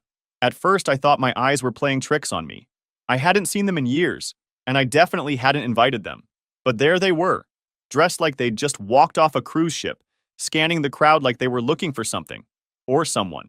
I tried to ignore them, hoping they'd leave once they realized I wasn't going to acknowledge them. But Greg caught my eye, and before I could turn away, he started walking toward me, dragging Laura along behind him. My chest tightened as they approached, their faces plastered with fake smiles. "Adam," Laura said, her voice way too chipper for someone who abandoned their kid. "You look so grown up." Greg clapped me on the shoulder like we were old friends catching up. "We're so proud of you, son. This is such a big day for all of us." All of us? The audacity of that statement made me laugh. I stared at them, unsure if I should scream, cry, or walk away. The Millers and Ryan were standing a few feet away, clearly confused but not wanting to intervene. "What are you doing here?" I asked, keeping my voice steady, even though my hands were shaking. "We came to celebrate with you," Greg said, as if this was the most normal thing in the world. "We've made mistakes, Adam, but we always wanted the best for you." Laura chimed in, her voice dripping with faux sincerity. "We've missed you so much. We thought this would be the perfect time to reconnect as a family." "You don't get to call yourselves my family," I said. "You abandoned me. You left me with strangers and didn't even bother to check if I was okay. And now you want to show up like none of that happened?" Laura's smile faltered, and Greg's face turned red. "That's not fair, Adam," Greg said, trying to keep his voice calm. "We did what we thought was best for everyone." "Best for everyone?" I shot back. "You mean best for you. Don't stand here and act like you did this for me. You were living your dream life while I was trying to figure out how to survive without you." By now, people were starting to notice. The Millers stepped closer, their faces a mix of concern and anger. Emma surprised me the most. She walked right up to Greg and Laura and said, "You don't get to ruin this for him. You've done enough." It was the first time I'd ever seen her stand up to them, and I couldn't have been prouder. Greg tried to argue, but Laura tugged on his arm, whispering something about causing a scene. They both looked at me one last time, their faces a mix of frustration and pity, before turning and walking away. The Millers were quick to jump in, wrapping me in a hug and reminding me that today was about my achievements, not their drama. Ryan handed me a tissue, muttering something about how I should charge them for emotional damages, which actually made me laugh. The rest of the day was a blur. We went back to the Millers' house, where they decorated the backyard with streamers and balloons. And for a few hours, I let myself forget about Greg and Laura, and just enjoyed being surrounded by the people who truly mattered. That night, after everyone had gone to bed, I sat on the porch with Emma. She looked at me and said, "I'm sorry for everything. I didn't see it before, but you were right. They manipulated us while they only care about themselves." I didn't know what to say, so I just nodded. We sat there in silence for a while. I felt like Emma and I were on the same page, and that was enough. That day wasn't just about graduation. It was about finally standing up for myself and cutting ties with the people who had tried to drag me down. It wasn't easy, but it was necessary. But I knew my parents weren't done yet. Their sudden contact with me, the way they are insisting on coming back into my life after all these years, made me feel that there was something off, and I couldn't be more right. A week after graduation, I got an email from Laura. At first, I thought it might be an apology, though deep down I knew better. It was long, filled with half-truths and excuses. She wrote about how hard things had been for them, how they'd made mistakes but always had my best interests at heart. Then she hit me with, "We hope we can move past this and reconnect as a family. You're doing so well, and we're proud of you. Maybe you could help us out during this tough time?" Help them out. After everything they'd done, or more accurately, not done, they had the nerve to ask me for help. It was laughable in a way that wasn't funny at all. I didn't respond. I deleted the email and blocked their address, but the anger lingered like an unwelcome guest. Emma had been keeping tabs on them, more out of curiosity than anything else. She filled me in on their latest antics. They'd burned through their savings trying to maintain the image of their so-called dream life, and that they cannot afford. The travel blog had flopped, leaving them with nothing but debt and bad credit. They'd sold off most of their belongings and were couch surfing with distant relatives who, according to Emma, were starting to lose patience with them. "They're a mess," Emma said one night during a call, "but they're still blaming you for everything. They think if you just forgive them, everything would magically fix itself." "Forgive them for what? Making me homeless at 12? I snapped, the bitterness coming through in my voice. Emma sighed. I'm not saying they're right, Adam. I'm just telling you what they're saying. Their downfall wasn't something I celebrated, but I couldn't say I felt bad for them either. They made their choices, and now they were dealing with the consequences. Meanwhile, my life was moving forward. One afternoon, I got a notification on my phone that left me speechless. Greg and Laura had found me on LinkedIn. They'd left a comment on a post I'd made about my upcoming scholarship. We're so proud of you, Adam. Let's catch up soon. It was almost identical to the comment they'd left on my graduation post. I didn't even know they knew how LinkedIn worked. I blocked them immediately, but it wasn't enough. They started messaging people in my network, co-workers, professors, even the Millers. The messages were all the same, a mix of guilt-tripping and outright lies about how I'd abandoned them. One of the messages reached my boss at the bookstore, who pulled me aside one day to ask what was going on. Look, I don't want to pry, she said, but someone claiming to be your parent sent us an email. It was weird. I was mortified. I'm so sorry, I said. They're not really part of my life. I'll handle it. To her credit, my boss didn't press me for details. She just nodded and said, well, if they bother us again, let me know. We've got your back. Hearing that was a relief, but it also made me realize just how far Greg and Laura were willing to go. It wasn't enough for them to invade my personal life. They were trying to sabotage my professional one too. Emma stepped in around this time, posting a public statement on her social media calling them out. She didn't hold back, detailing how they'd abandoned both of us and refused to take responsibility for their actions. Adam and I have worked hard to rebuild our lives without their support, she wrote. We don't owe them anything. Her post went viral, with hundreds of people commenting in support. While it was validating to see so many strangers siding with us, it also escalated the situation. Greg and Laura started lashing out, posting their own dramatic rants about how we were ungrateful and how they'd sacrificed so much for us. Their posts were full of half-truths and outright lies, but the more they talked, the more people saw through them. Then Emma called me, her voice unusually excited. You remember that old storage unit they had? Turns out they stopped paying for it, and the landlord let me grab a few things before clearing it out. An hour later, she showed up at my place with a battered cardboard box. You need to see this, she said, dropping it on the table. Inside, I found a folder stuffed with paperwork, unpaid bills, foreclosure notices, and letters from collections agencies. My stomach sank as I flipped through them. They were living way beyond their means, Emma said bitterly. Failed businesses, maxed out credit cards. Looks like they ran instead of facing it. Near the bottom of the stack, a letter from their lawyer caught my eye. It mentioned restructuring finances and reducing dependence to streamline expenses. My name was right there, listed like a liability. I slammed the folder shut, my hands shaking. They didn't leave because they couldn't afford me, I said quietly. They left because it was easier than cleaning up their mess. Emma stayed silent for a moment before saying, I thought you deserved to know. Thanks, I muttered. After she left, I stared at the folder, torn between burning it and keeping it as proof. In the end, I kept it. Not for them, but for me. By the time I started college, their reputation was in shambles. People were flagging their crowdfunding campaigns as fraudulent, and even the relatives they'd been staying with had kicked them out. According to Emma, they were living out of their car, still clinging to the idea that I owed them something. Meanwhile, I was thriving. College was everything I'd hoped it would be, and I was determined to make the most of my scholarship. I also started a small side hustle, teaching financial literacy workshops on campus. It wasn't anything fancy, but it felt good to give back, especially knowing how much the Millers had taught me about managing money. One day, during my second semester, I got a call from Emma. You're not going to believe this, she said, her tone equal parts frustration and disbelief. They showed up at my apartment. What? I asked, my chest tightening. They were crying, Adam, begging me to convince you to talk to them. They said they're desperate. I sighed, rubbing my temples. What did you say? I told them to leave. I said if they showed up again, I'd call the police. I didn't know whether to feel angry or relieved. Part of me hated that they were still trying to drag Emma into their mess. But another part of me was proud of her for standing her ground. She'd come a long way from the quiet girl who used to avoid conflict at all costs. I didn't owe them my forgiveness, my money, or my time. What I owed to myself, to keep building the life I wanted, free from their influence. But of course, Greg and Laura weren't done with me. They weren't the kind of people to let go, especially not when they thought there was something in it for them. It started with the calls, random numbers popping up on my phone at all hours of the day. I usually ignored them, but one day I made the mistake of answering. It was my Aunt Karen, a relative I hadn't spoken to in years. She didn't waste any time. "Adam, what is wrong with you?" She snapped before I could even say hello. "Excuse me," I said, caught completely off guard.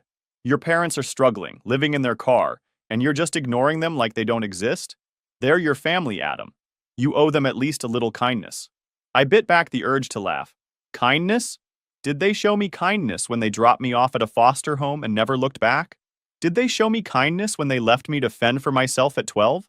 Karen huffed, clearly not expecting me to push back. They were doing what they thought was best. "People make mistakes, Adam. You're being heartless." I hung up. I wasn't about to waste my energy explaining myself to someone who clearly had no idea what I'd been through. Or worse, didn't care. Over the next few weeks, similar calls trickled in from distant relatives, most of whom hadn't bothered to reach out to me in years. It was the same script every time. I was the ungrateful son, the selfish one who couldn't forgive his poor parents. What none of them seemed to understand was that Greg and Laura weren't just bad parents. They were toxic, manipulative, and entirely unwilling to take responsibility for their actions. Helping them would only drag me back into a mess I'd fought so hard to escape. When the calls didn't work, Greg and Laura took things to the next level. One day, I got an email from a lawyer representing them. The subject line alone made my stomach turn. Notice of intent to pursue financial support. I opened it, skimming the legal jargon that basically boiled down to this. They were suing me for financial abandonment. According to the email, they believed I was obligated to support them now that I was successful. It was laughable. First of all, I wasn't some millionaire. Sure, I was doing well, but I was still in the early stages of my career. Second, I'd been in foster care. Legally, I owed them nothing. I forwarded the email to a lawyer the Millers had connected me with, who reassured me it was an empty threat. "They don't have a case," she said. "They're trying to scare you into giving them money. Don't engage." It was good advice, but it still left a bad taste in my mouth. The idea that they could twist the story, that they could make me out to be the bad guy after everything they'd done, felt like salt in the wound. But instead of stewing over it, I poured my energy into my work. By now, my financial literacy workshops had grown into something much bigger. What had started as a side hustle was now a full-fledged organization, helping young adults across the country learn how to manage their money and build their futures. I'd partnered with nonprofits, schools, and even some big-name companies. Every success felt like a step further from the person I'd been when Greg and Laura left me behind. Recently, I got an email from a producer who had heard about my story through one of my nonprofit partners. They were working on a series about resilience and wanted to feature me. At first, I was hesitant. Did I really want to put my story out there for the world to see? But after talking it over with the Millers and Emma, I decided to go for it. If sharing my journey could help even one kid in foster care feel less alone, it would be worth it. The filming process was surreal. At one point, they asked if I wanted to include anything about Greg and Laura. I thought about it for a long time before deciding to mention them briefly. Not to shame them, but to give context to my journey. "They made their choices," I said during one of the interviews. "And those choices shaped me in ways I never expected. But they don't define me. My life now, the family I've built, the work I do, that's what matters." But during one of the filming breaks, the producer pulled me aside, looking hesitant. "Hey, Adam," she started. "We found something during our research.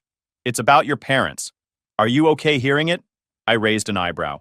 At this point, I'm not sure anything could shock me, but go ahead. She took a deep breath before continuing. It turns out they were evicted after defaulting on several loans. There's also a history of unpaid bills and, this is where it gets messy, potential fraud accusations. It looks like they skipped town to avoid legal trouble. I stared at her. Fraud accusations? The words felt heavy, like they were sinking in slow motion. She nodded. It wasn't major, at least not on the surface, but there's a pattern. Failed business ventures, sketchy credit card activity, and attempts to secure loans they had no way of paying back. They left a lot of people hanging. The anger I thought I'd buried flared up again. So they weren't just selfish, they were actively screwing people over and ran when it caught up to them? The producer gave me a sympathetic look. "It seems that way. I thought you should know, in case it comes up later."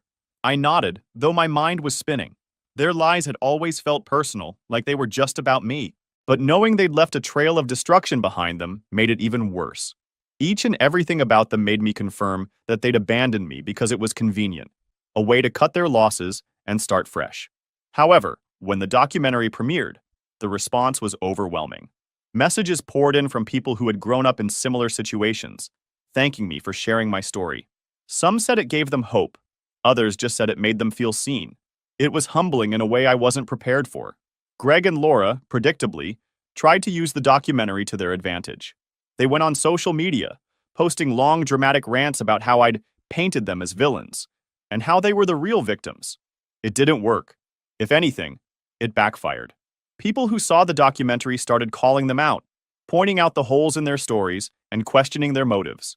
Their attempts to regain sympathy only solidified their reputation as manipulative and selfish. Meanwhile, I bought my first home, a cozy place in a quiet neighborhood where I could finally feel like I belonged. I invited the Millers and Emma over for a housewarming dinner, and we spent the night laughing, eating too much, and reminiscing about how far we'd come. Emma had been thriving too. She'd graduated from college and was starting her own career, free from the shadow of Greg and Laura. Honestly, I don't regret the decisions I made. Cutting ties with Greg and Laura wasn't easy, but it was necessary. My success came from the Millers, Emma, and the family I built. Not blood, but the people who showed up. And that's all that matters. At the end of the day, family isn't about blood. It's about who shows up, who stays, and who helps you become the best version of yourself. And the family I chose? They were everything I could have ever hoped for. My brother had the police drag away my 10-year-old son in handcuffs over a false accusation. My parents watched and did nothing. What I did next destroyed all their careers. All right, Reddit. My brother called the cops on my 10-year-old son, claiming he stole a $15,000 Rolex. My parents backed him up. Police took my kid away in handcuffs while I was saving someone's life at the hospital. When I found out what really happened, I made sure everyone involved paid for it. Here's the whole story. I'm Carter, 40 male, cardiologist at a major hospital in California. Decent job, decent house in the suburbs, wife Rachel and 2 kids. Dylan, who was 10 at the time, and Sophie, who was 6. We live pretty quiet lives. I work long hours at the hospital, come home, help with homework, weekends are for family time. Nothing fancy, just solid middle-class existence doing what I love and making good money doing it. The path to becoming a cardiologist wasn't easy. 4 years of undergrad, 4 years of med school, 3 years of internal medicine residency, then another 3 years of cardiology fellowship. By the time I was done with training, I was 32 years old with massive student debt and just starting to build my career. But I loved the work, the precision required, the direct impact on patient survival, the satisfaction of fixing something as complex as the human heart. Now at 40, I've been an attending cardiologist for 8 years. I specialize in interventional procedures, the kind where you thread catheters through arteries, place stents, occasionally crack a chest open when things go really wrong. It's high-pressure work that requires steady hands and clear thinking under stress. Lives depend on you making the right call in critical moments. That responsibility never gets lighter, but you learn to carry it. My hospital salary is solid, around $380,000 annually, plus bonuses for being on call and handling emergency procedures. Rachel and I bought our house 5 years ago, a 4-bedroom place in a quiet neighborhood with good schools. Nothing extravagant, but comfortable. We're not flashy people. Rachel works part-time as a school nurse, mostly because she likes having her own career and contributing, not because we need the money. We save, we invest, we live below our means. Financial stability matters to both of us. The medical field isn't for everyone. The hours are brutal, the stress is constant, and you're literally holding people's lives in your hands. But there's something deeply satisfying about fixing a failing heart, about sending someone home to their family when they arrived at death's door. That satisfaction is what keeps me going through the 60-hour weeks and emergency calls at 3 a.m. My parents live about 20 miles away in this big Spanish-style house they bought back in the 90s. The place sits on about half an acre with this massive backyard that's basically a park. They've got a patio with a built-in grill, a fire pit, even a small vegetable garden my mom tends to obsessively. The backyard was always the main draw for family gatherings. Plenty of space for kids to run wild while adults talked inside. We still saw them most weekends because family matters, or at least I thought it did back then. Sunday lunches were tradition. My mom would cook these elaborate meals. My dad would grill if the weather was good, and we'd all sit around their dining table like some kind of Norman Rockwell painting. Dylan loved going there, would ask all week when we'd visit Grandma and Grandpa again.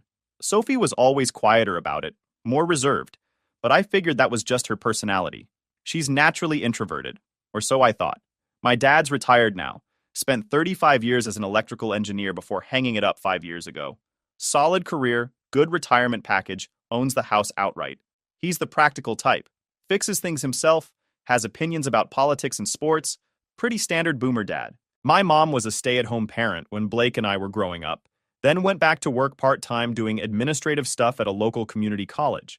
She retired 3 years ago and now fills her time with gardening, book club, and being overly involved in everyone's business.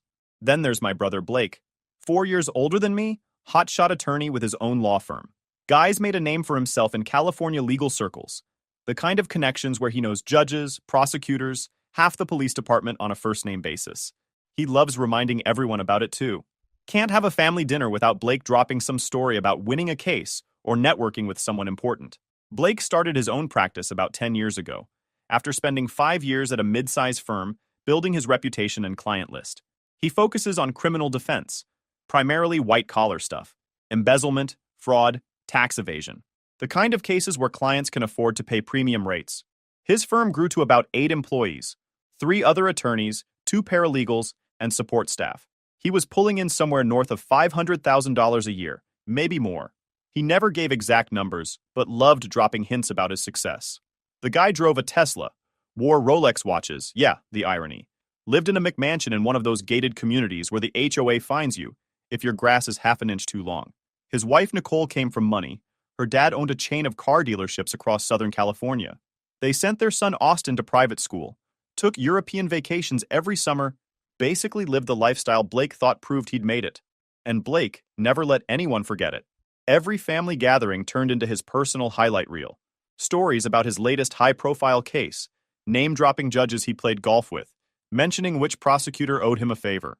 My mom ate it up, constantly talking about my successful attorney son to anyone who'd listen. My dad was more subtle but clearly proud of Blake's achievements. Blake and I have never been close. He's always had this superiority thing going, constantly trying to one-up me or make subtle digs about my career versus his. Must be nice working for someone else, he'd say about my hospital job, conveniently ignoring that I'm a specialist making excellent money while he's drowning in business overhead and client acquisition costs. When are you going to start your own practice? He'd ask, like working at a major hospital was somehow settling. The competition between us went back to childhood. Blake was the firstborn, the golden child, the one who got into the best college and then law school. I was the younger brother who chose medicine, which my parents supported but never celebrated quite the same way. When Blake passed the bar, my parents threw him a huge party, invited half the neighborhood.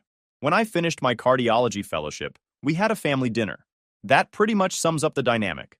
What really grated on me was how Blake treated Rachel and the kids. He'd make these condescending comments about Rachel working part-time, suggesting she was wasting her education by not pursuing a full-time career.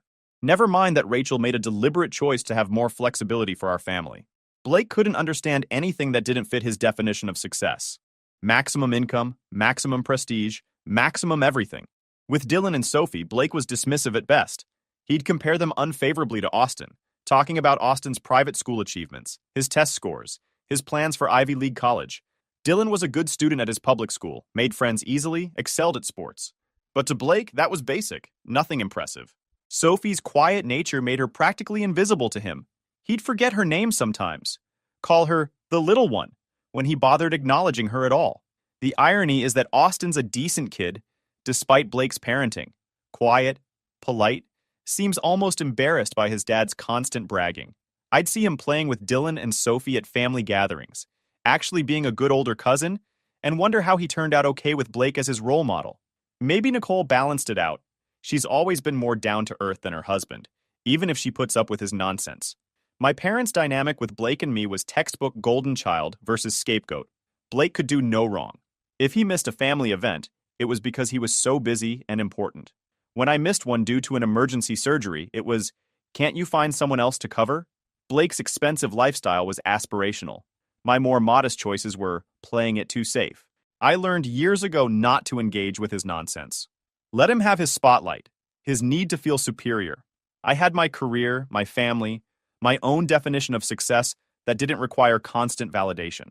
But that dynamic, the one where Blake was always right and I was expected to defer, set the stage for what happened. In Blake's world, he was the authority figure, and everyone else, including me, fell in line. That included believing him over a 10-year-old child. He's married to Nicole. They've got a 15-year-old son, Austin. Blake treats that kid like he's training him to be the next Supreme Court justice. Everything's about legacy and success and making the right connections. Meanwhile, my approach with Dylan and Sophie is simpler. Be good people, work hard, treat others with respect.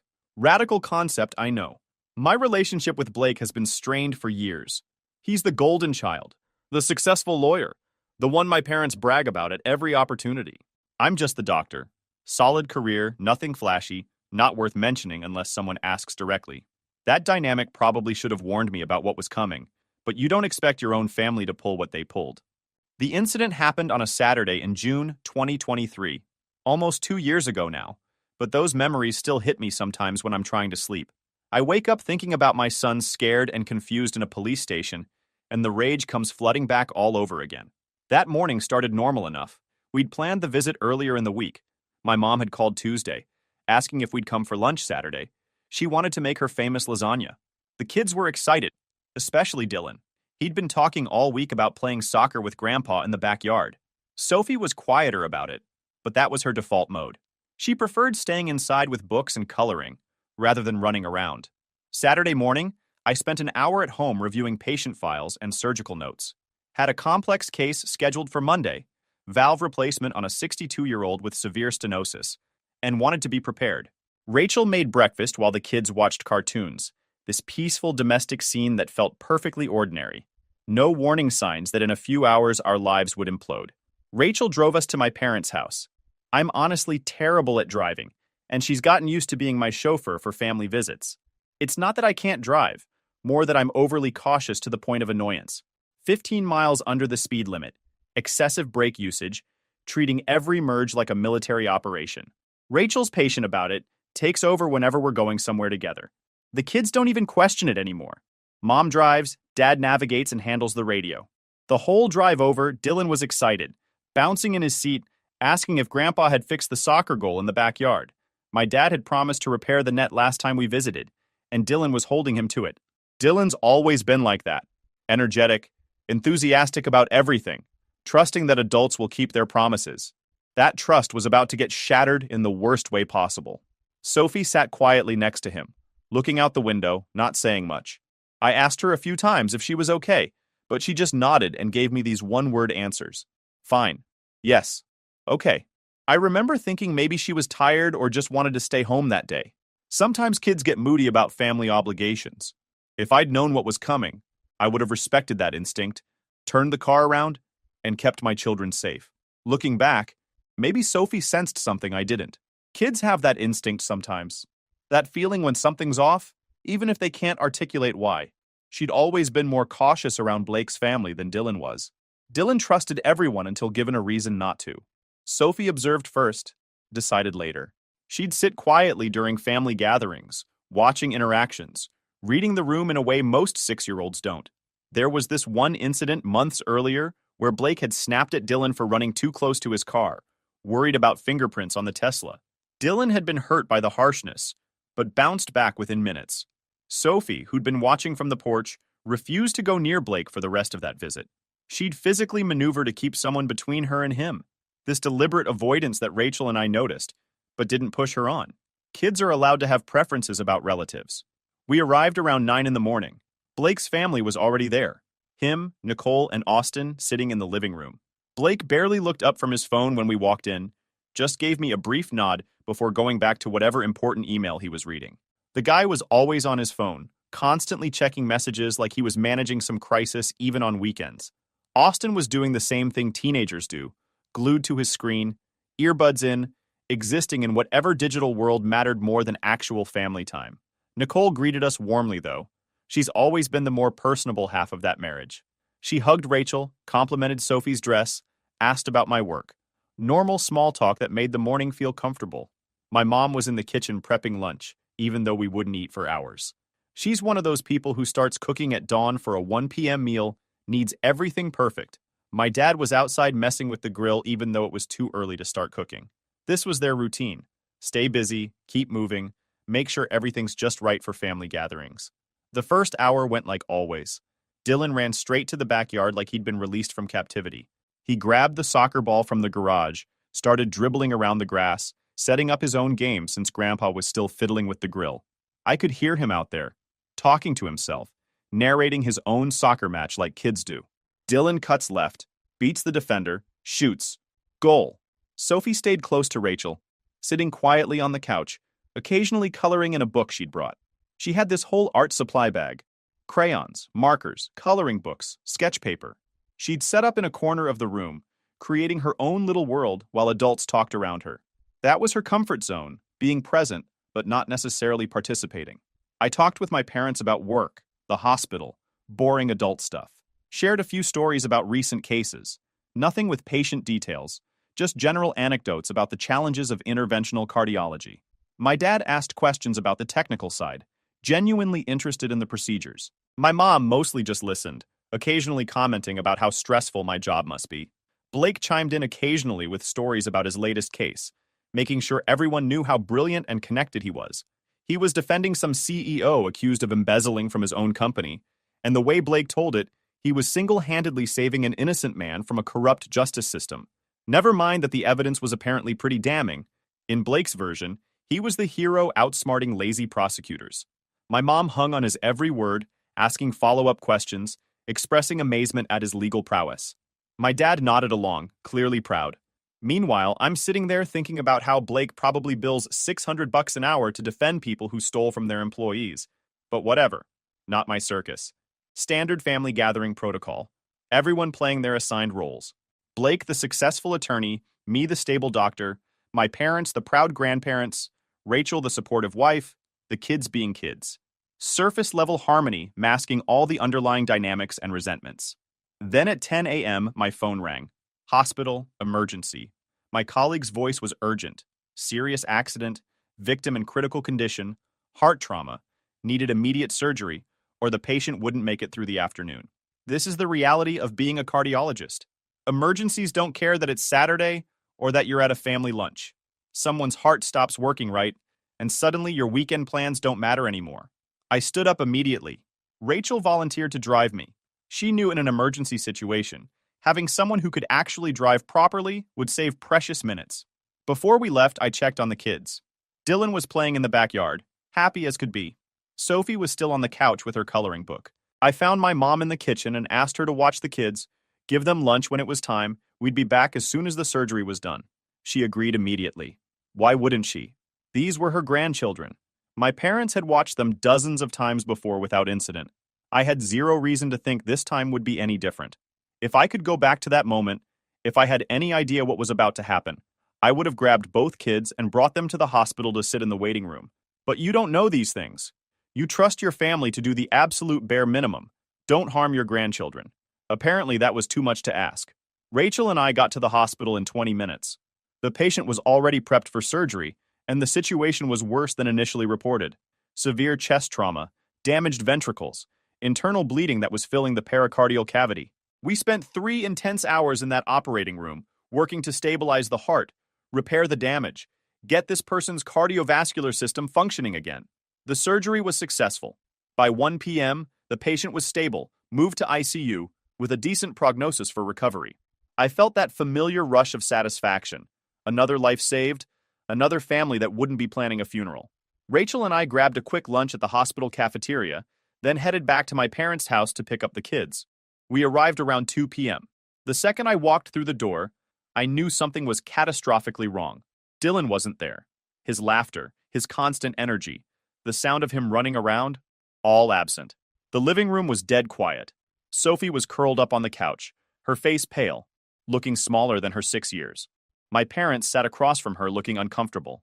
Blake's whole family was there, also silent, with this weird tension in the air that made my stomach drop. As soon as Sophie saw Rachel, she jumped off the couch and ran over, grabbing onto Rachel like she was drowning, and Rachel was a life raft. Her little shoulders were shaking.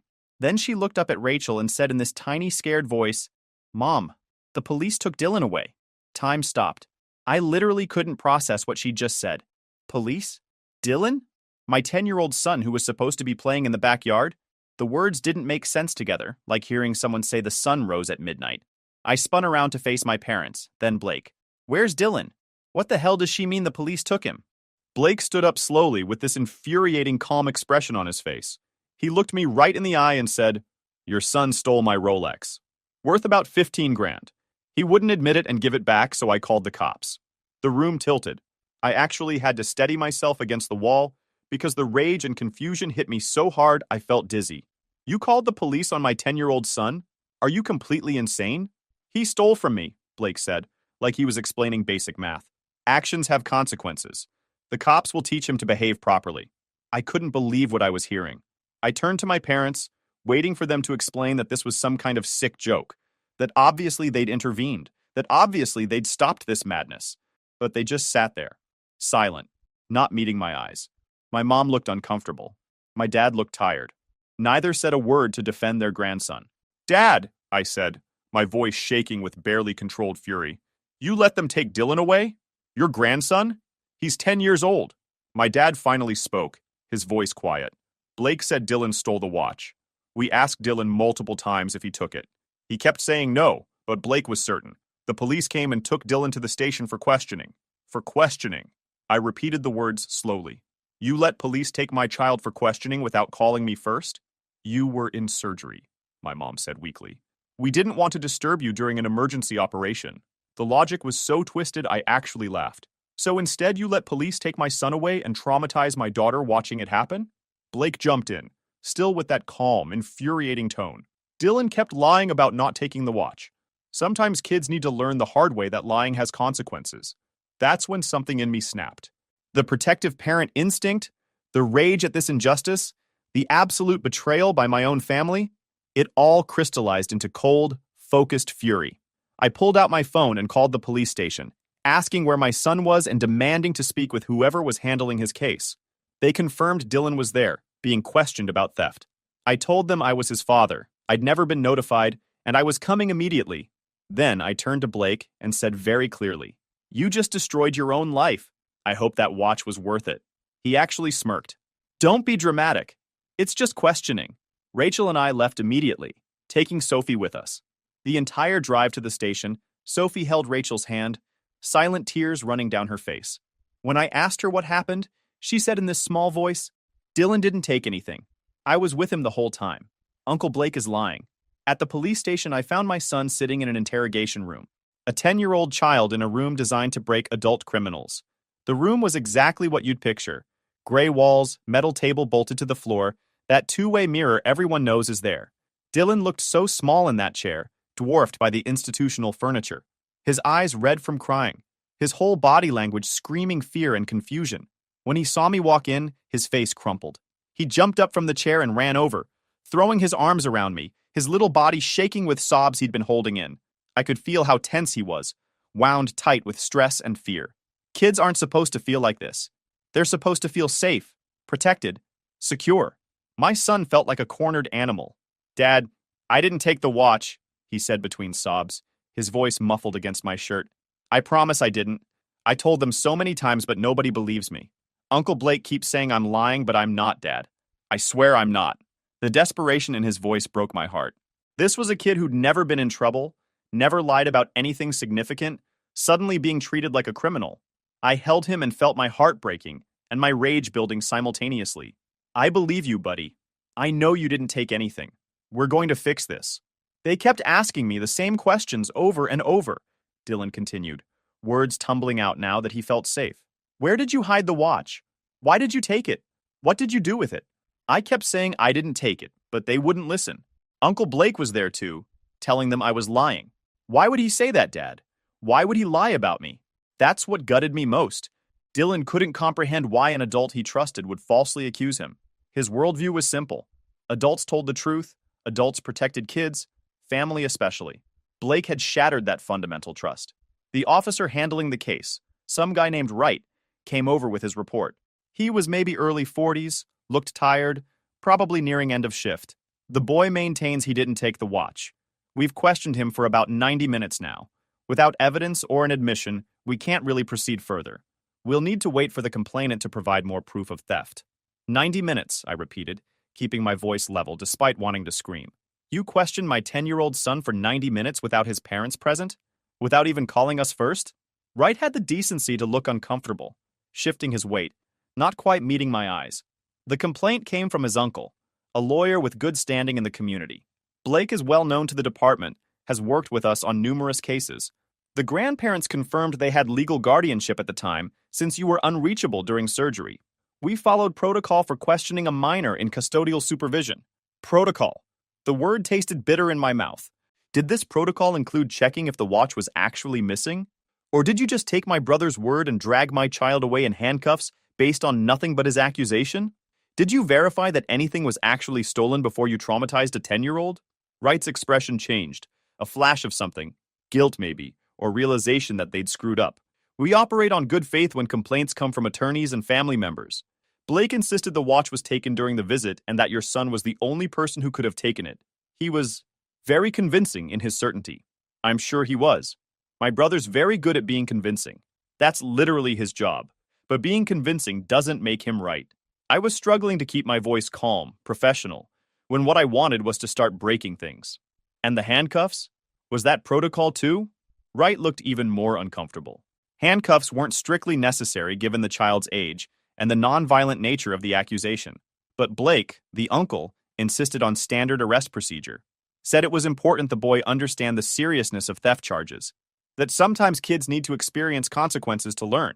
That sealed it. Blake hadn't just called the cops. He'd specifically requested they traumatize Dylan. Handcuff him. Treat him like a dangerous criminal. All to teach him a lesson about a theft that never happened. This wasn't about a missing watch. This was about power. About Blake asserting dominance. About putting my kid in his place. I want to file a formal complaint, I said, my voice cold and precise, against my brother for filing a false report and against whoever authorized questioning a minor for 90 minutes without parental notification. I also need copies of everything. The report, the interrogation notes, recordings if you have them, all of it.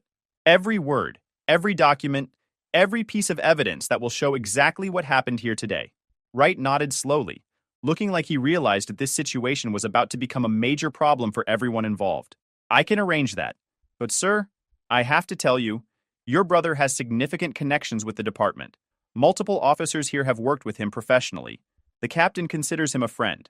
This could get complicated if you pursue it. Let it get complicated, I said, meeting his eyes directly. I don't care if he's best friends with the police chief and the governor. He traumatized my child over something my child didn't do. That's going to have consequences. And if those consequences make some people uncomfortable, well, they should have thought of that before they handcuffed a 10-year-old based solely on the word of his uncle. Wright nodded again, looking resigned. I'll get you those copies. For what it's worth, your son was consistent in his denials throughout the questioning. Never wavered, never changed his story. Didn't show any of the typical behavioral signs of deception. I noted that in my report. Then why keep questioning him for 90 minutes? Because your brother kept insisting we weren't pressing hard enough, that the boy was a skilled liar, that we needed to push harder to get the truth. He was very persistent. Of course he was. Blake probably enjoyed watching Dylan squirm, enjoyed demonstrating his power, enjoyed the whole performance. We got Dylan and Sophie home. Rachel ordered pizza because cooking was the last thing on anyone's mind. Dylan sat on the couch between us, still shaking occasionally, looking smaller than he should. Sophie sat on Rachel's other side, holding her mom's hand. Both kids were traumatized by different aspects of the same nightmare. That night, after the kids were finally asleep, Rachel and I sat in our bedroom and planned our next move.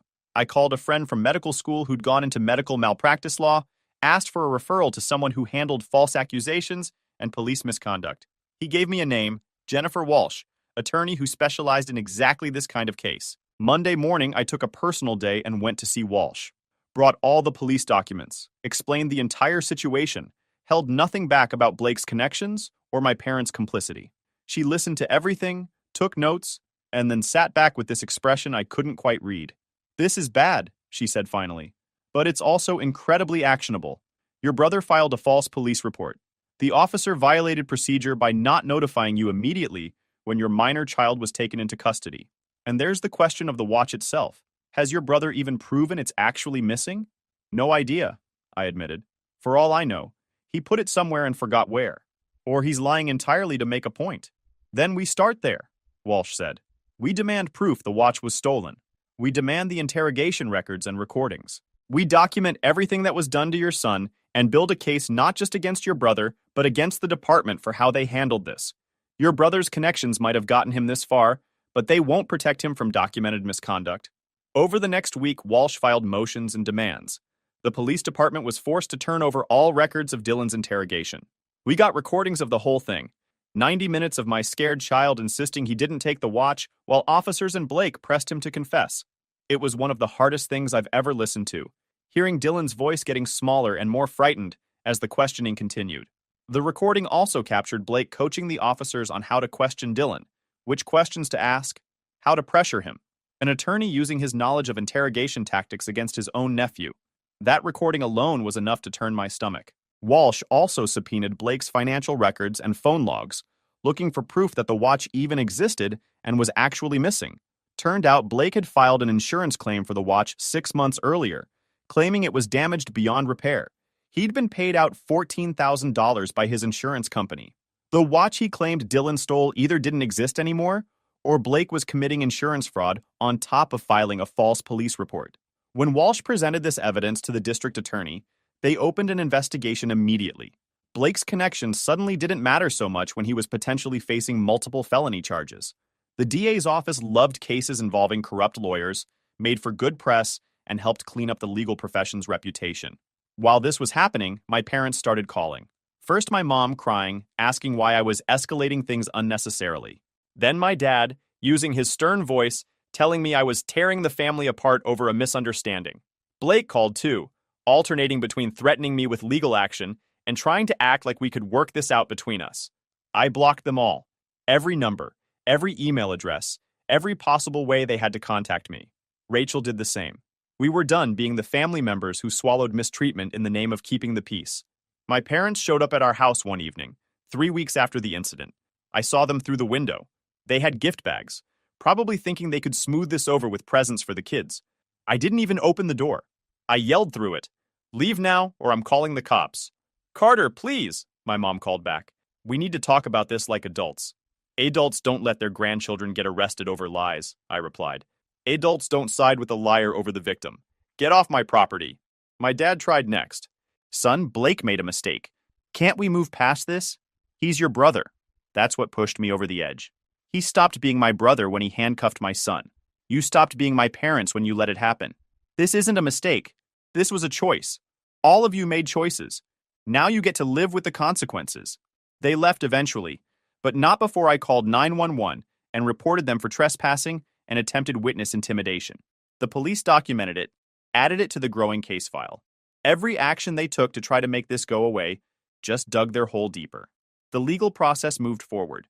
Dylan was examined by a child psychologist who documented the trauma from his interrogation: anxiety, nightmares, fear of police, trust issues. The report was damning, painting a clear picture of how this incident had damaged a child who'd done nothing wrong. Blake was charged with filing a false police report and attempted insurance fraud. Wright, the officer who'd conducted the interrogation, was charged with violating procedure regarding minors and constitutional rights violations.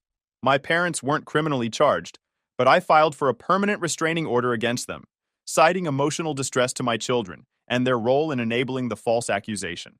Blake tried to use his connections to make it all disappear. He called in favors, reached out to colleagues, tried to pressure the DA's office to drop the charges. But the evidence was too solid, the case too public. Local news had picked up the story. Prominent attorney accused of filing false report against nephew. His reputation was crumbling in real time. The trial for Wright came first. With all the evidence Walsh had compiled, it was brutal. The recording of Dylan's interrogation was played in court. The judge and jury heard my 10-year-old son's voice, scared and confused, insisting he didn't take the watch, while Wright and Blake pressed him to confess to something he didn't do.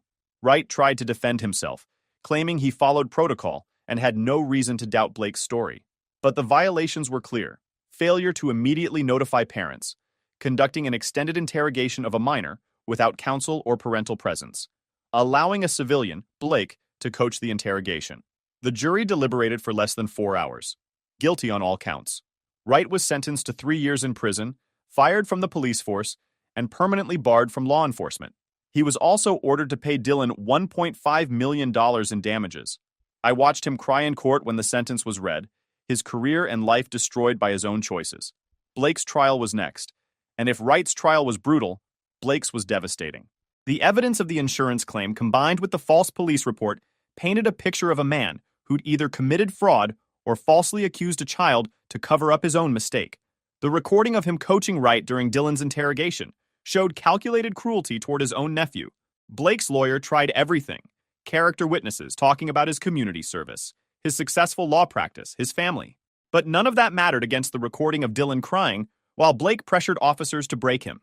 The jury saw a powerful man using his position and connections to traumatize a child, and they weren't having it. Guilty on both charges. 4 years in prison, $500,000 in damages to Dylan, and permanent disbarment. His law firm shut down within a week of the verdict. All those connections he'd bragged about for years vanished overnight. Turns out when you're a disbarred attorney facing prison time, your professional network decides they never really knew you that well. I watched Blake break down in court when the disbarment was announced. All those years building his practice, his reputation, his network, gone. Nicole sat in the back row looking devastated, probably calculating how to support Austin and herself with Blake in prison and no income. Part of me felt bad for her and Austin.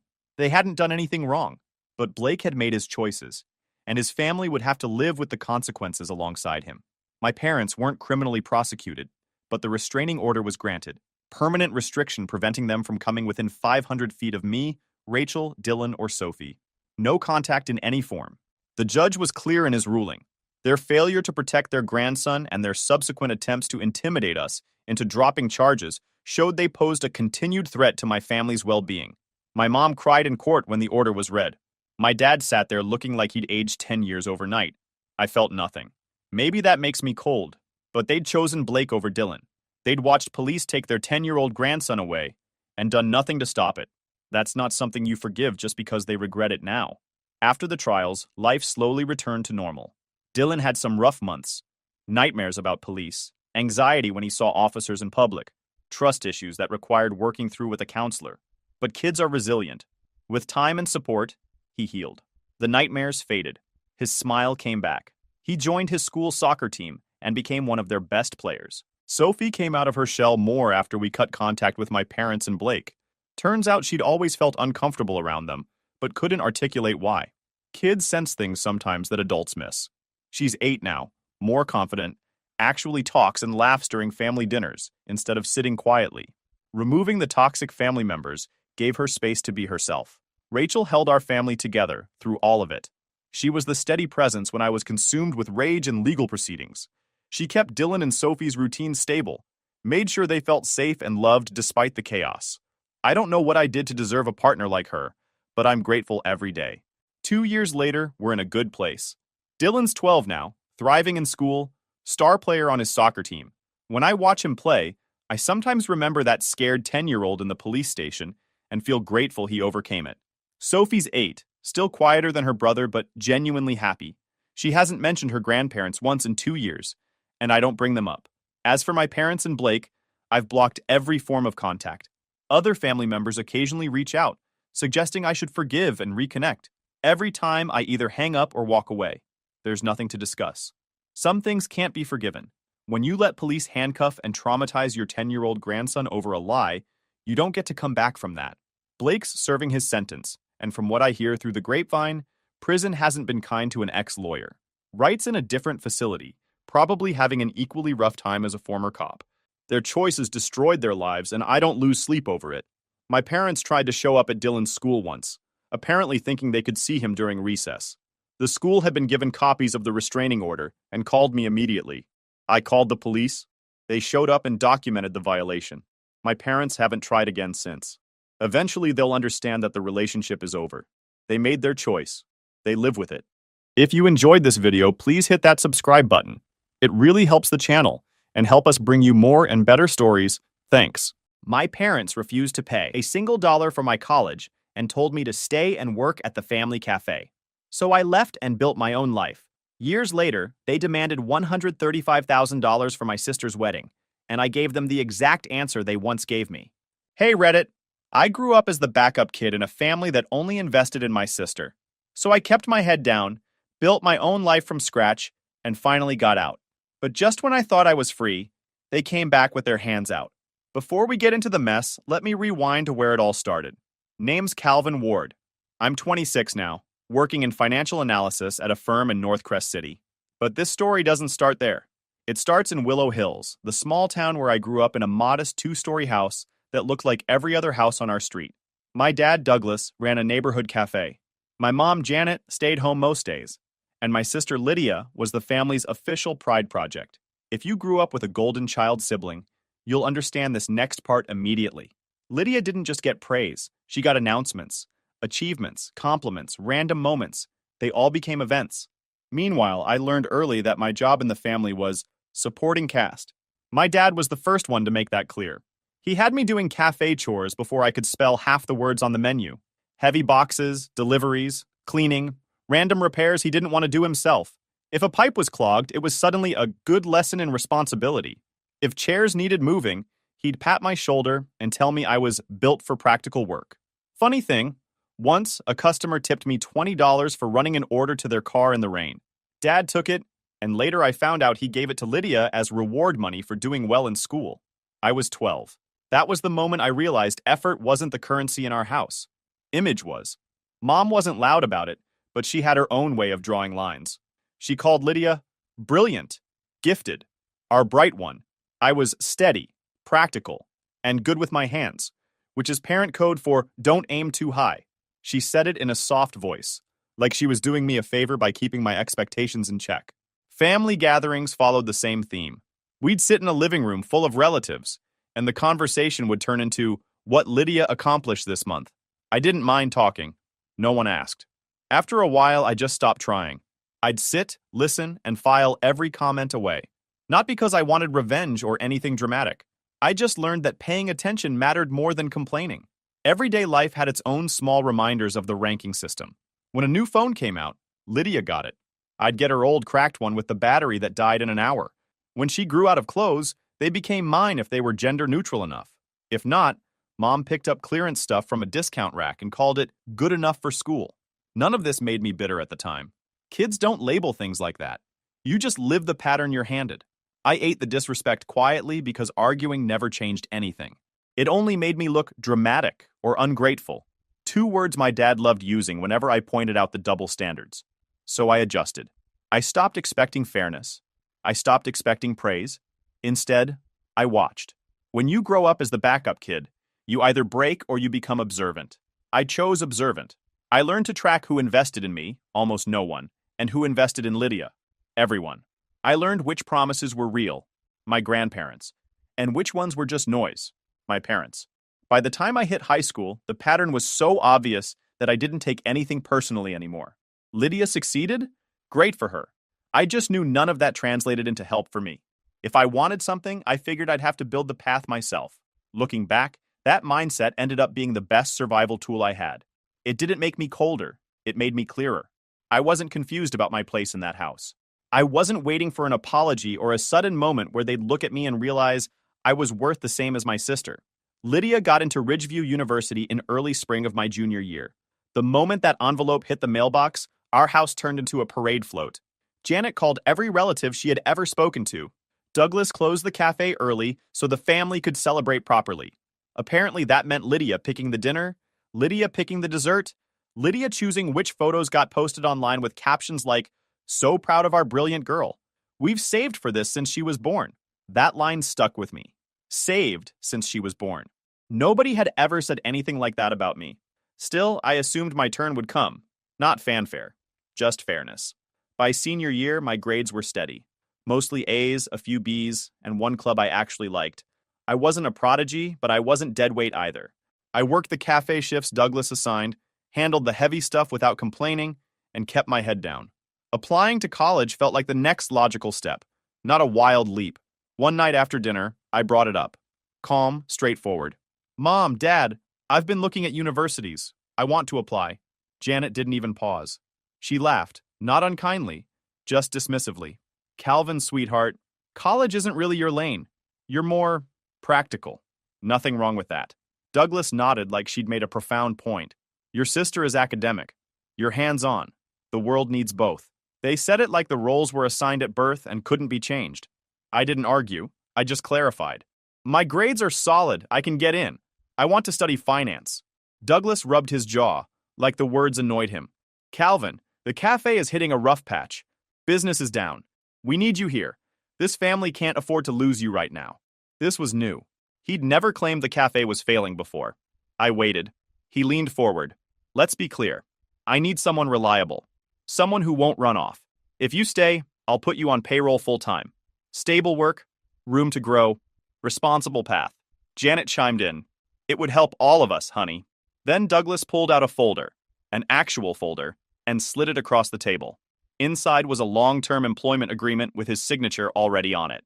5 years. Locked schedule. No attending school out of town. This protects you and protects us, he said. If you sign, at least we know the cafe won't collapse. We raised you better than chasing risky ideas.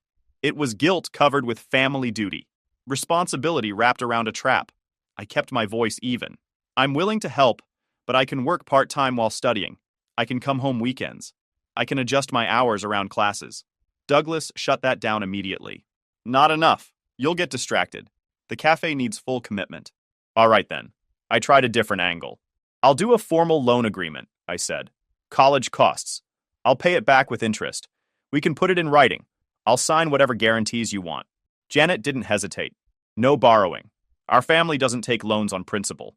That was the same principle they abandoned whenever Lydia wanted something expensive. I closed the folder, pushed it back, and said nothing else. There was no point. Their decision wasn't about the cafe, and it wasn't about practicality. It was about where they placed value. Lydia was worth investing in. I was worth using. I didn't waste a second argument. Their minds were made up. So was mine. The next afternoon, I took the bus to my grandparents' house, Franklin and Marjorie. I told them everything, not with drama, just straight facts. They listened without interrupting. When I finished, Franklin sat back, breathing slow through his nose, the way he did when he was angry, but didn't want to show it. You want to go to college? He asked. Yes, I said. And you'll work? Study? Handle it yourself? I will. He nodded once. Then you're going.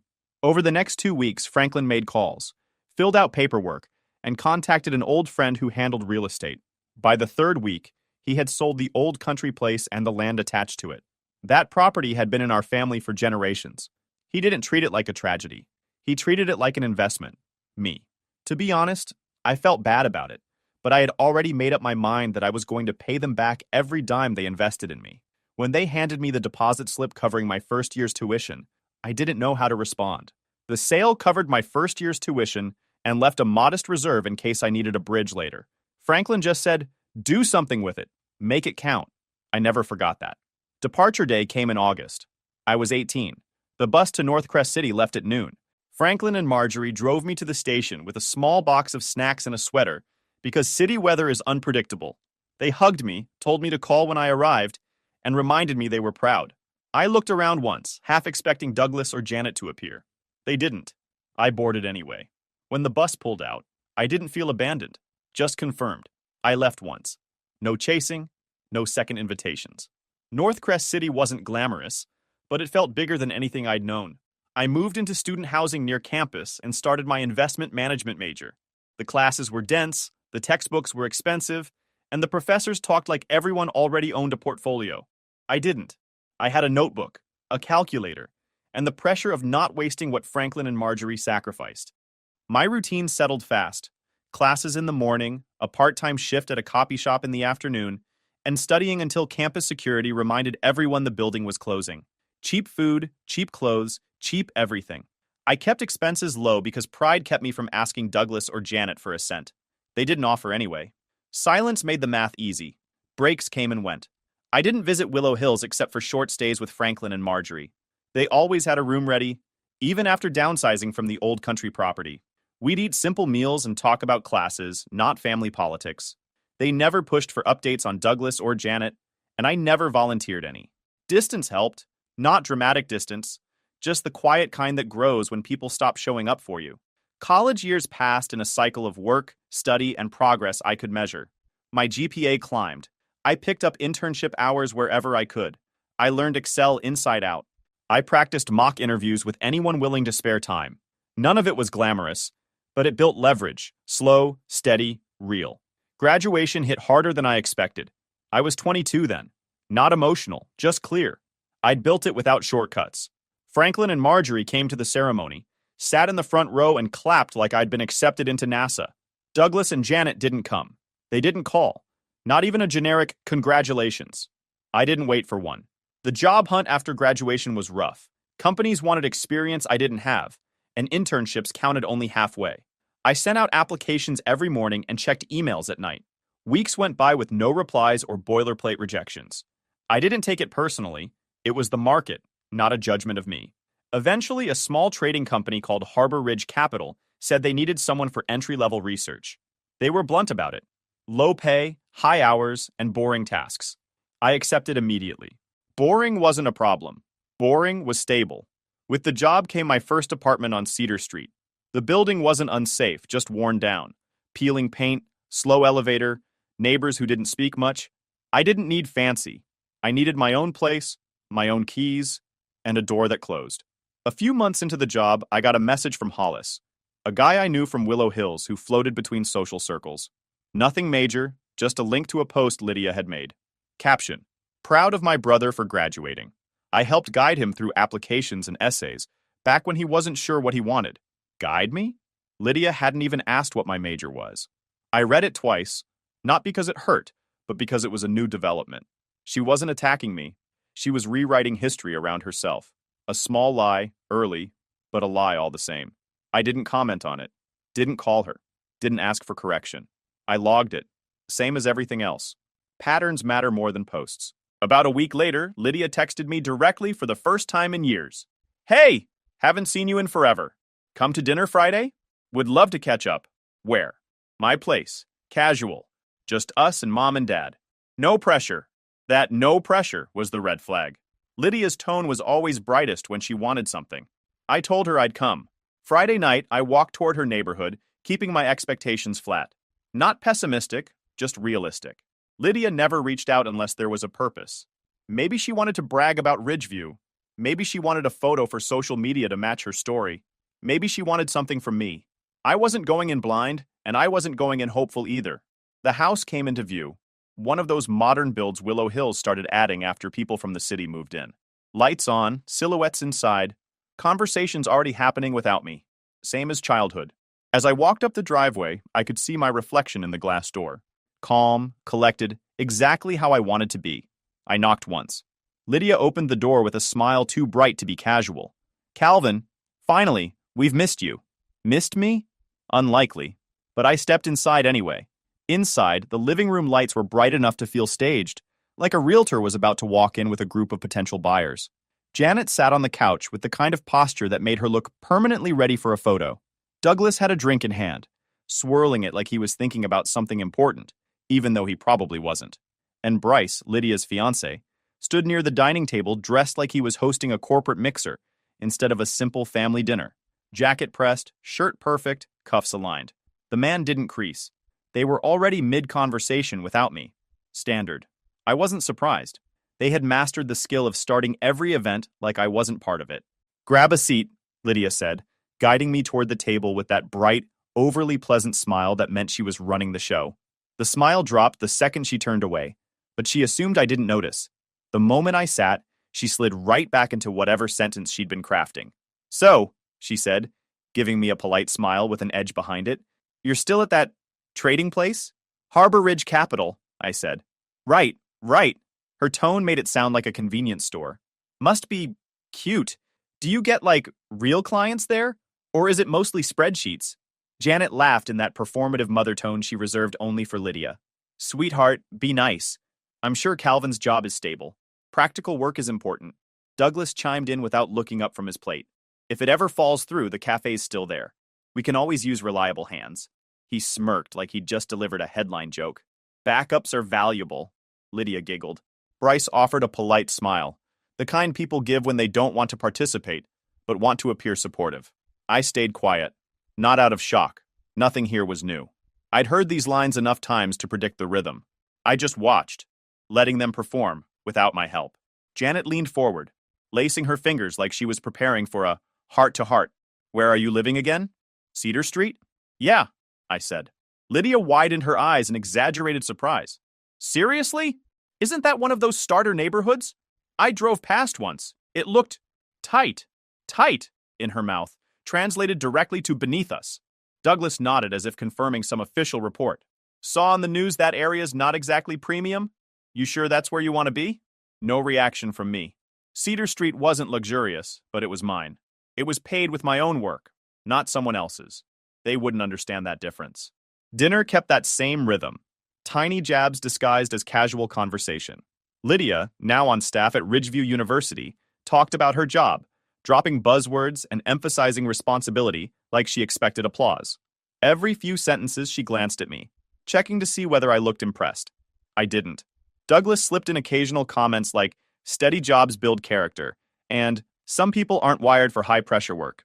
Janet asked whether I'd thought about something more stable long-term, which was her coded way of suggesting I should stop aiming upward, so Lydia's shine remained unchallenged. At one point, Lydia started explaining a project she led. It's just so fast-paced. Lots of responsibility. Not everyone can handle that kind of pressure. Janet nodded. Your brother's more suited to reliability. He's always been that way. Douglas chuckled. He'll figure it out eventually. Every comment had a message. Know where you belong. Don't reach past what we decided you're meant for. I collected each one like data points. No heat behind it, just observation. Finally, when the plates were cleared and dessert appeared, I decided I'd heard all I needed to. The script was predictable. The digs were predictable. The dynamic hadn't changed. I pushed my chair back quietly and stood. I'm heading out. Lydia blinked like she hadn't prepared for that line. What? You're leaving already? I've got enough for tonight. Douglas snorted. Always dramatic. I didn't answer. I walked toward the door. Hand on the knob, I heard footsteps behind me. Measured, deliberate. Bryce. Calvin, he said. 1 second. I turned. He stepped into the hallway with the practiced calm of someone accustomed to being listened to. He clasped his hands behind his back like this was a performance review. I just want to keep things clear, he said, voice low, smooth. Tonight wasn't meant to feel strained. I waited. The pause told him to continue. He shifted slightly, shoulders straightening. Lydia's world is structured. High expectations, certain circles, certain image. People around her need to fit that framework. He held my gaze. There was no malice in his tone, just condescension polished until it sounded polite. I respect that you're trying to build something, he added. Truly, but understand she operates on a level that requires alignment. His meaning was sharp. Know your place. I watched him for a beat, letting the silence stretch until he realized I wasn't reacting the way he expected. Noted, I said. Just that. He blinked, expecting pushback, maybe an apology or explanation. He got nothing. I opened the door. The night air was cold and steady, a clean break from the stale, staged warmth behind me. As I stepped out, Bryce called after me, softer this time. Just think about what's best for everyone. I didn't turn around. I walked down the steps, crossed the driveway, and hit the sidewalk with the same calm I'd carried all night. No anger, no sting. Just a quiet confirmation of what I already knew. Their world was built on hierarchy, and they expected me to stay exactly where they had placed me since childhood. They'd made their positions clear, and I wasn't playing that part anymore. Their emotional access ended that night. From then on, I kept contact strictly practical, logistics only, until I closed the door for good. 6 months into the job, I got a call from Talia, my friend from college. She didn't start with small talk. Cal, she said, listen, Maxwell Investment Group is opening an office here. They're hiring. I already put in a word. Maxwell wasn't just another firm.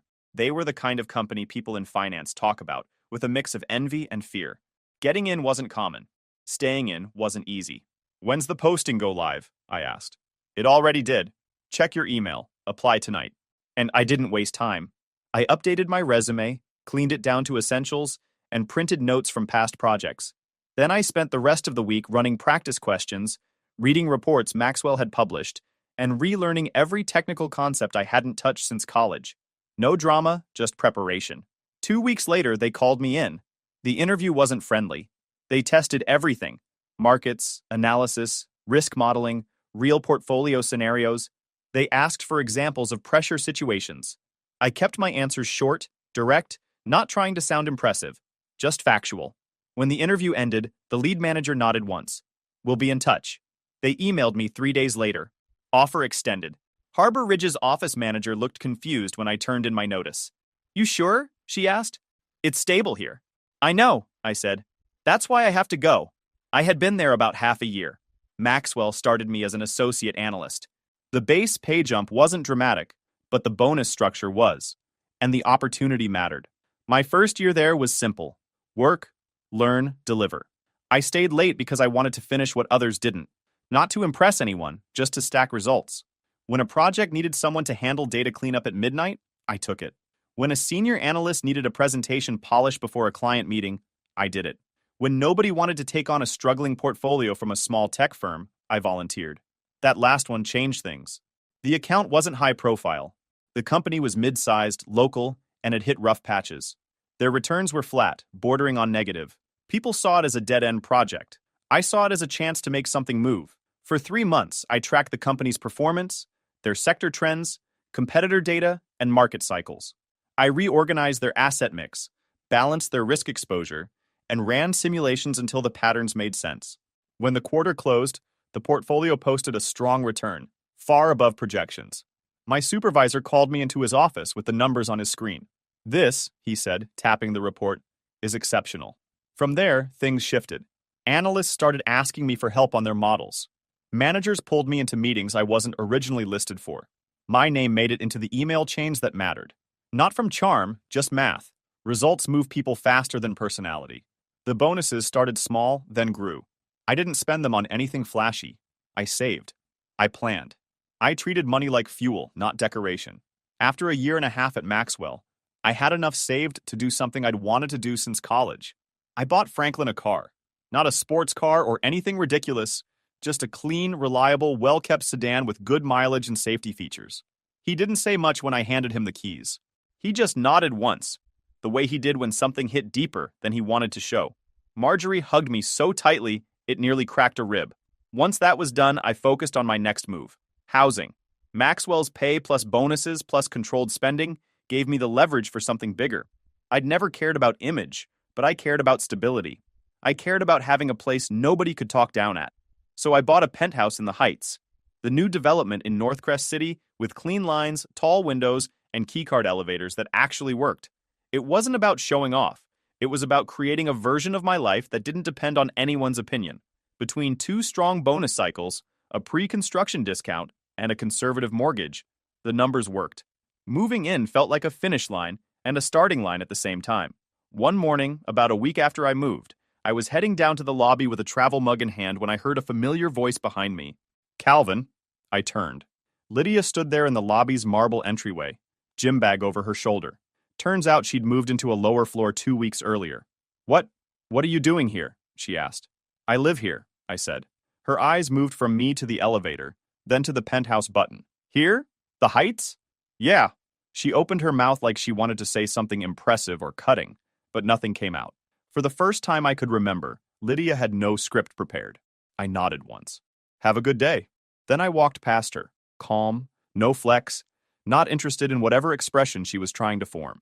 As the elevator doors closed, I caught a final glimpse of her still standing there, processing.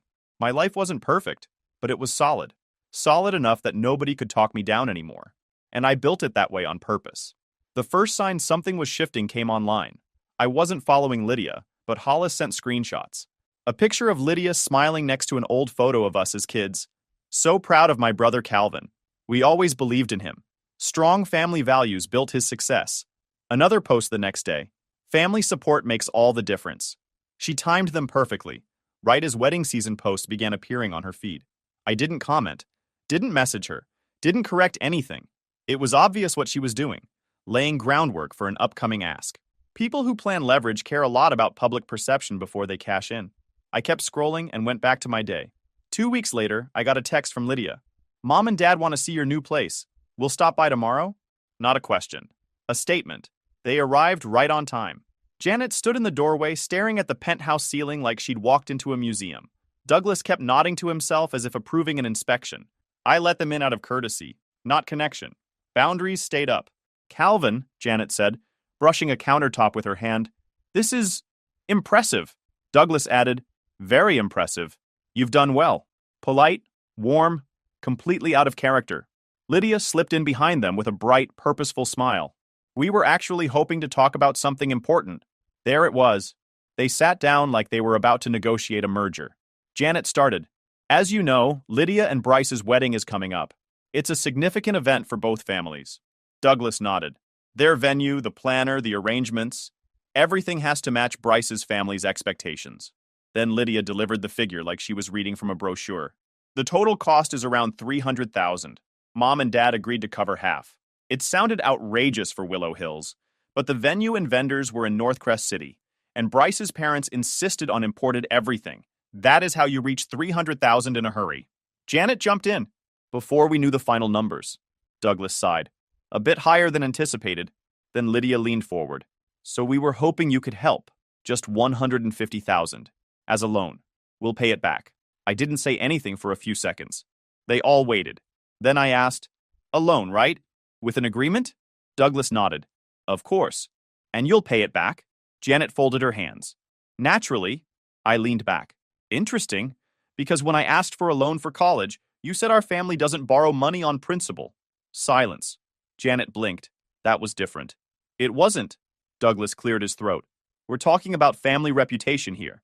And I was talking about education. More silence. I kept my voice even. You have a principle. I'm using it. Same rule. No. Lydia stared at me like she'd heard the wrong sentence. Janet swallowed hard. Calvin, be reasonable. I am. Douglas stood up halfway. Think of what this means for the family. I cut him off with a small hand gesture. This conversation is finished. No yelling, no heat, just policy. They left with stiff smiles. Lydia didn't look back. 2 days later, Janet texted me. Honey, can you send a little help? Just a few thousand. We're short on a bill. No. After everything we've done for you? Calvin, please. No. She tried a voice message after that. I didn't play it. A week passed. Then I ran into Douglas at the grocery store. I was carrying a bag of produce when he stepped into my path like he'd been waiting. He didn't greet me. He just raised his voice enough for nearby carts to hear. I raised you, Calvin. A son takes care of his parents when they need him. People turned to look. Douglas watched me, waiting for me to defend myself or shrink. I didn't do either. I'm not discussing this here, I said. Then I walked past him. No speed, no anger, just forward. He stayed frozen behind me, caught in the attention he'd tried to weaponize. Later that evening, my phone lit up with Lydia's name. I answered on speaker while reviewing a report. Her voice hit immediately. What is wrong with you? Define wrong, I said. You embarrassed Mom. You humiliated Dad. They told you about the wedding. You have the money. You're just being petty because of high school stuff. Incorrect. You could help us. You just don't want to. That's selfish. I didn't reply. She kept going. Bryce's family expects a standard. We can't just show up looking like we're cheap. I waited. I wanted the core ask to surface. There it was. You're ruining everything, she snapped. Good night, Lydia. I hung up. The next morning, she sent an email. A full breakdown of wedding costs. Color-coded, labeled non-negotiable. I opened it during lunch. The numbers were absurd. $20,000 for themed floral arches, $10,000 for a family photo wall experience, $15,000 for imported table settings, $8,000 for a curated scent environment, $12,000 for custom invitations, and so on. Line after line of inflated nonsense. She added a note at the bottom. This is why we need you to contribute. These are fixed. Please understand. I read it like a stranger invoice from a company I didn't hire. Then I closed the email. A pressure campaign only works if the target bends. I wasn't bending. I held the line. Calm. Straight. Final. My rage stayed policy. Sunday dinners with Franklin and Marjorie had become routine. Their smaller house always smelled like roasted vegetables and something cooling on the counter. No tension, no scripts, no sideways comments, just a meal and two people who meant what they said. That weekend, Marjorie set extra napkins on the table and said, Your parents called us yesterday. I raised an eyebrow. What for? Franklin answered before she could. Money. Marjorie shook her head. They were talking circles around themselves, claiming they're under strain, that they're expected to contribute a large portion for Lydia's wedding, and it would be a tragedy to fall short. Franklin poured water into our glasses. Then your mother suggested we sell the car you bought me. His jaw tightened. Said it was just sitting in our driveway. I blinked once. She said that out loud? She did, Marjorie confirmed. Franklin set the pitcher down with a controlled thud. Told her no. Told her if she brought it up again, the call would end. She brought it up again, so I ended it. That was Franklin in a sentence. Calm until someone crossed a line, and then unmovable. Marjorie sighed. They're desperate for money and approval. They don't care where it comes from. I didn't reply. There wasn't much to say. They'd pushed every angle they had with me. Moving on to my grandparents was predictable. Over the next week, gossip spread around Willow Hills. Small towns don't need accuracy to stay loud. Someone claimed I refused to help the family in a crisis. Someone else said I'd abandoned my parents after becoming rich.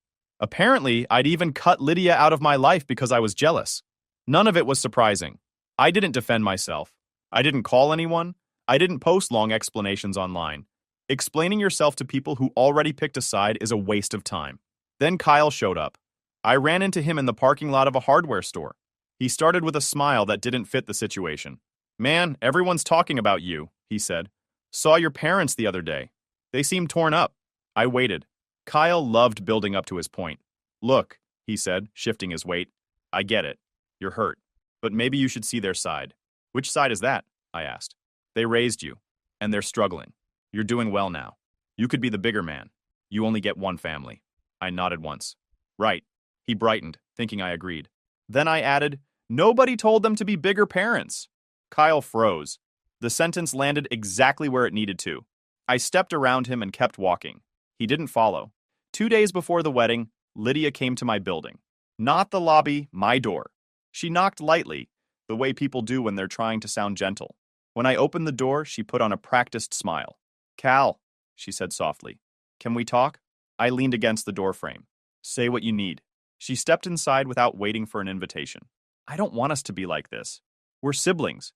We should support each other." There it was, the peace opener. She sat on my couch like it belonged to her. "The wedding is important, Cal. Not just for me, for Mom and Dad. They've tried so hard, and they're embarrassed. Bryce's family has expectations. We can't show up looking small." Then she shifted tone, exactly as expected. "If you could help, even a portion, it would change everything. You know we'd pay you back." I looked at her calmly. "No." She blinked fast. "You didn't even think about it." "I did. The answer's still no." She stood abruptly. "So that's it? You'd rather let your parents look poor? They created the situation. They can handle the outcome." Her voice cracked into anger. "You're unbelievable. You act above everyone now." "I'm not above anyone. I'm just not available." She stared at me for a long second, waiting for something. An apology. A crack. Anything. I didn't give her one. "Goodbye, Lydia," I said. She stormed out. That evening, Talia texted me.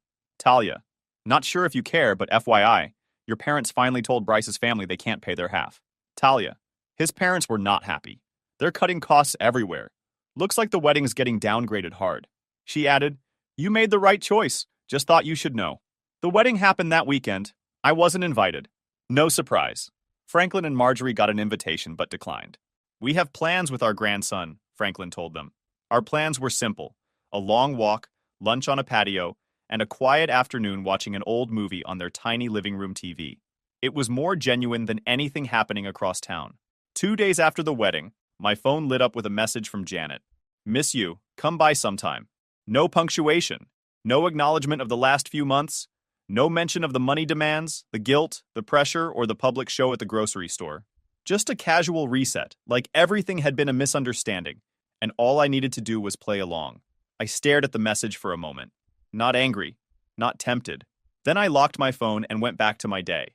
No response, no argument, no return. Some people think closure comes from conversations. Mine came from consistency. No contact isn't revenge. It's maintenance.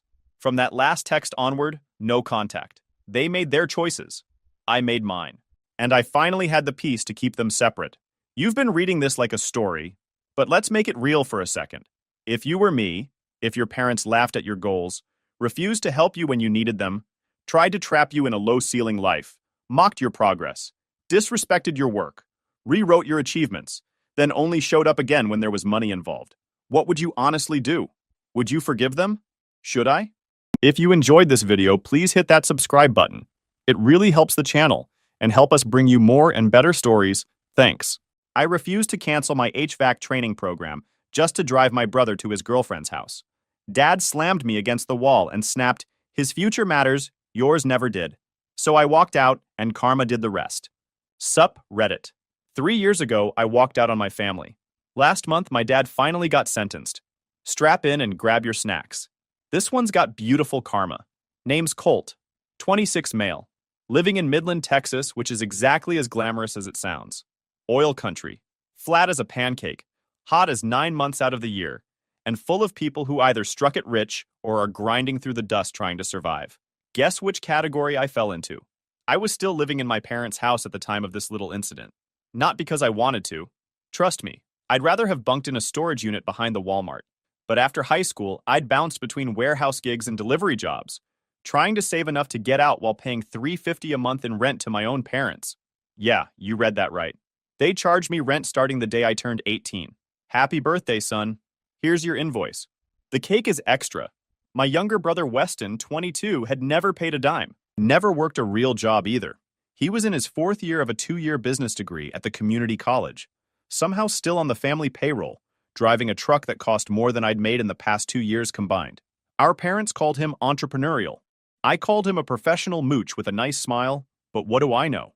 The favoritism wasn't subtle. When Weston needed spending money, it showed up out of nowhere. When I needed help with literally anything, there was always a reason it couldn't happen. Tight month. Unexpected expense. The truck needs repairs. You understand, Colt. You're the responsible one. Responsible. That's code for the one we don't have to worry about because he'll figure it out himself while we focus on the kid who can't tie his shoes without supervision. I understood, all right. I understood I was the family workhorse, the one who only got acknowledged when something needed lifting or fixing or covering for. Case in point, my toolbox. I'd spent years buying tools piece by piece with warehouse paychecks. Weston borrowed them constantly, never asked, just took whatever he needed and left the rest scattered across the garage. Half came back broken or not at all. When I complained, my mother told me to stop being selfish. Family shares. Funny how sharing only went one direction.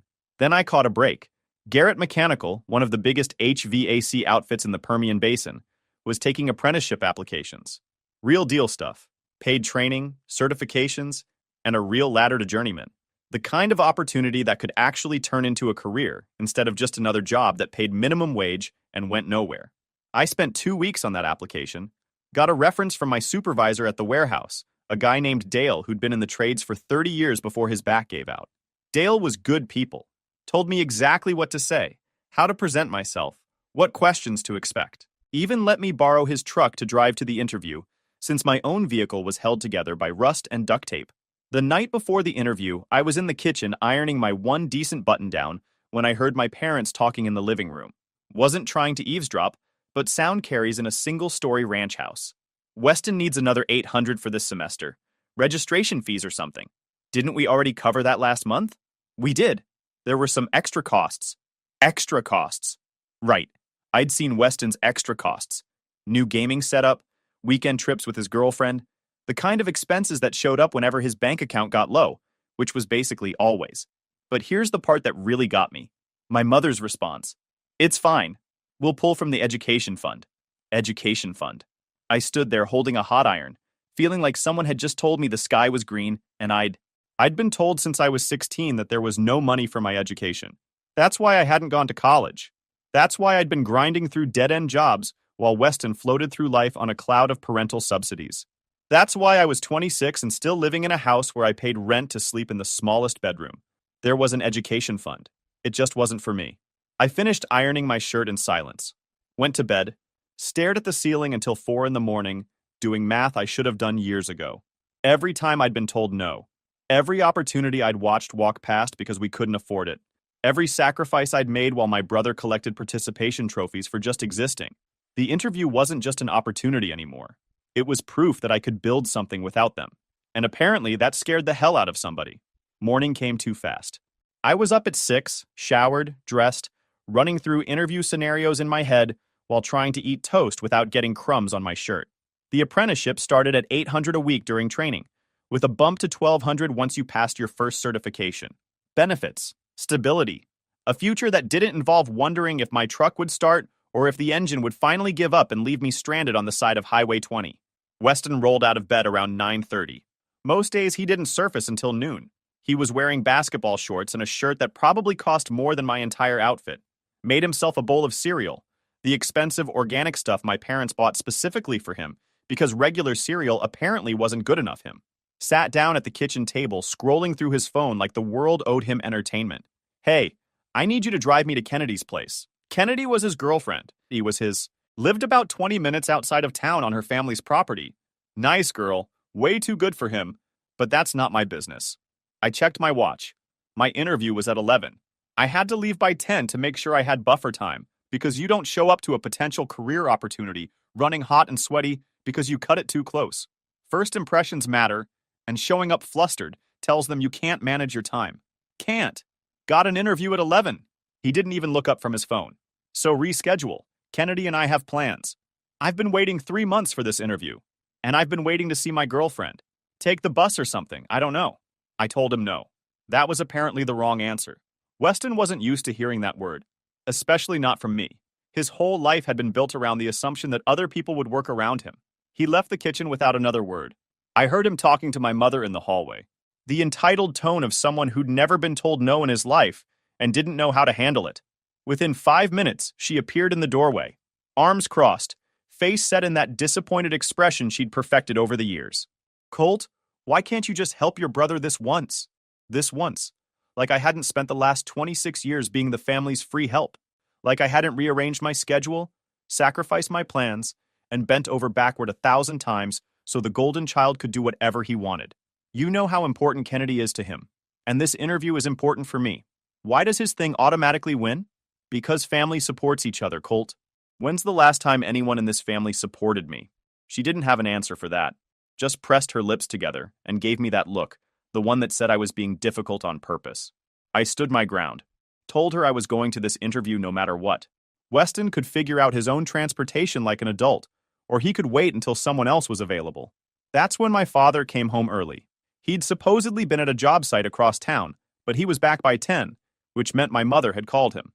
He found me in my room doing a final check of my documents. I had my application printed out, a copy of my certifications, Dale's reference letter, everything organized in a folder, ready to show them I was serious. Your mother says you're refusing to help your brother. I have an interview in an hour, an important one. Weston has commitments too. I looked at him, tried to see if there was any self-awareness there, any recognition of how insane that statement was. Found nothing. Just the same flat certainty he'd always had, the belief that whatever he decided was automatically correct. Driving to his girlfriend's house isn't a commitment. It's a convenience. We argued. He pulled out the greatest hits. Ungrateful. Selfish. Too big for your britches. I made the mistake of mentioning the education fund I'd overheard them discussing, the one that apparently existed for Weston, but had been a ghost story my whole life, the one that supposedly couldn't afford to help me with trade school, but could cover Weston's 4th year of community college. Something shifted in his expression. You remember that certification test 2 years ago? Your truck breaking down? I remembered. I'd been devastated. Sat on the side of the road for 3 hours waiting for a tow while my phone died, watching my appointment time come and go. Called the testing center from Dale's phone later, tried to reschedule, but they'd given my spot away. The registration fee was non-refundable. Set me back $400 I didn't have. Fuel pump's real easy to disconnect. Real easy to reconnect too, once you're not needed anymore. The words registered slowly. He'd sabotaged my truck. My own father had deliberately destroyed my chance at a certification, so Weston could go party with his friends at a lake house. Family comes first, Colt. When are you going to learn that? Something went very quiet inside me, like clarity. The kind that comes when you've been looking at a puzzle for years and suddenly all the pieces click into place. I told him I was going to my interview. Moved toward the door. That's when he grabbed me by the shirt and introduced me to the wall. My mother appeared in the hallway. She covered her mouth but didn't move, didn't say anything, didn't do a single thing to stop it. Weston was behind her with this smug little expression, arms crossed, watching like he was enjoying the show. I pushed my father's hands off me, looked at him for a long moment, memorized his face, the satisfaction in his eyes, the complete absence of regret. My mother finally found her voice. Colt, he didn't mean... Yeah, he did. I picked up my folder of documents from where it had fallen and walked out the front door. I made it to the parking lot of a gas station about 3 miles from my parents' house before my hands started shaking. The adrenaline was wearing off, replaced by this weird mix of anger and something that might have been relief, like I'd been waiting for permission to leave, and my father had finally given it to me in the most messed up way possible. The bathroom mirror showed a red mark blooming along my cheekbone where I'd hit the wall. My shirt was wrinkled from where he'd grabbed it. I had about 40 minutes to pull myself together and show up to the most important interview of my life. I pulled out my phone and took a picture of my face. Texted it to Dale with one line. If something happens to me, it was my father. Then I did what I could. Splashed water on my face. Tucked my shirt back in. Ran wet fingers through my hair. The mark on my face was getting darker by the minute, heading toward a nice purple bruise that would be impossible to hide or explain away. I wasn't going to hide it. Wasn't going to make up some story about walking into a door or tripping over something. If they asked, I'd tell the truth. If that cost me the opportunity, at least I'd know what kind of company I was dealing with. Garrett Mechanical was headquartered in a corrugated metal building on the east side of town. Practical, built to survive West Texas weather. I arrived 12 minutes early, checked in with a receptionist who gave my face a concerned look, and waited. The guy who came out to get me was a barrel-chested man in his 50s with a handshake like a vice grip. Introduced himself as Ray Thornton, operations manager. He'd been with the company since he was 19, worked his way up from apprentice to running the whole show. The first thing he noticed was the bruise. Hard to miss at that point. Rough morning? I could have lied, but I was just tired of pretending. My father threw me against a wall because I wouldn't cancel this interview to drive my brother to his girlfriend's house. Ray's eyebrows went up. He was quiet for a moment, then nodded. How far'd you drive to get here after that? About 10 miles. Stopped at a gas station to fix my shirt. He made this sound somewhere between a grunt and a laugh. Come on back. Let's talk. The interview went well. Ray asked about my experience, my goals, why I wanted to get into HVAC specifically. I told him the truth. I'd been grinding through nowhere jobs for years, watching opportunities slip past because I couldn't afford them or didn't have the connections. I wanted to build something real, something that was mine, something nobody could take away from me. Why HVAC? Why not just find another warehouse gig? Because warehouse gigs don't go anywhere. I've watched guys do that for 20 years and end up exactly where they started. I want to actually build something. Most kids your age just want the paycheck, don't want to hear about the grind. I've been grinding my whole life. Might as well grind towards something that matters. He told me about his own path. Started as a helper at 19, learned the trade from the ground up, eventually bought into the company as a partner. Said he'd seen a lot of kids come through the apprenticeship program, and the ones who made it weren't always the smartest or most talented. They were the ones who showed up, day after day, through the hard parts and the boring parts and the parts where you wanted to quit. At the end, he leaned back in his chair and looked at me for a long moment. You got a place to stay tonight? The question caught me off guard. I hadn't thought about it. In my rush to get to the interview, I'd operated on autopilot. Go to interview, worry about everything else later. Deal with the fallout when you have to. I admitted I wasn't sure. Maybe find a motel or something. Figure it out. Ray pulled out his phone and made a call. Spoke to someone named Chuck, asked if the spare room at his shop was still available. Apparently it was. My buddy runs an auto repair place on 7th Street. He's got a room above the garage he uses for storage, but there's a cot and a bathroom. It's not much, but it's free and it's safe. You can crash there while you figure things out. I didn't know what to say. I'd walked into this interview expecting to answer questions about my qualifications, and instead I was being offered a lifeline by someone I'd known for 45 minutes. Man, I really appreciate that. Thank you. He shrugged. We look out for our own. Now, I can't make you any promises yet. You've got a second interview with our lead journeyman on Thursday, then a shop walkthrough, then the usual paperwork and drug test. But assuming all that goes smooth, you'd be looking at a start date next Monday. I told him I'd be there Thursday. Shook his hand. Walked out of that building feeling like maybe, just maybe, things were finally moving in the right direction. Thursday's second interview went well. The lead journeyman was a guy named Hector, quiet and serious, who asked practical questions about my work ethic and what I knew about mechanical systems. The shop walkthrough was mostly Ray, pointing at equipment and explaining what went where. Drug test came back clean, paperwork got filed, and by Friday afternoon I had a confirmed start date. Chuck ran a repair shop that looked like it had been there since the Eisenhower administration. Concrete floors stained with decades of oil, bay doors that creaked when you opened them, the permanent smell of motor oil and welding flux baked into every surface. He was a compact guy in his 60s, with more tattoos than visible skin and a laugh that sounded like a rusty hinge. So you're the kid Ray called about. He looked me up and down, eyes pausing on the bruise. Nice shiner. Who'd you tick off? My father. Yeah, those are the worst ones. Come on, I'll show you the room. The room was exactly as advertised. A cot that had probably been military surplus during the Korean War. A space heater that looked like a fire hazard. A bathroom that was mostly functional if you didn't mind water pressure that went from trickle to fire hose. Storage boxes stacked along the walls. a small window that looked out over the alley. It was the best thing I'd ever seen. I crashed there that night, sleeping deeper than I had in years. No footsteps overhead, no passive-aggressive comments at breakfast, no feeling like a guest in my own home, just silence and the distant sound of traffic. Woke up to about 24 messages from my mother. Didn't read any of them. Deleted the notification without opening a single one. The next morning, Dale helped me get my stuff from my parents' house. I'd called him the night before, explained the situation in broad strokes. He didn't ask a lot of questions, just said he'd pick me up at 7 with his truck, and we'd handle it together. You sure about this? Once you walk out, that's it. I've been sure for a while. Just needed a push. He nodded. Sometimes family's the hardest thing to walk away from, even when they're the ones hurting you.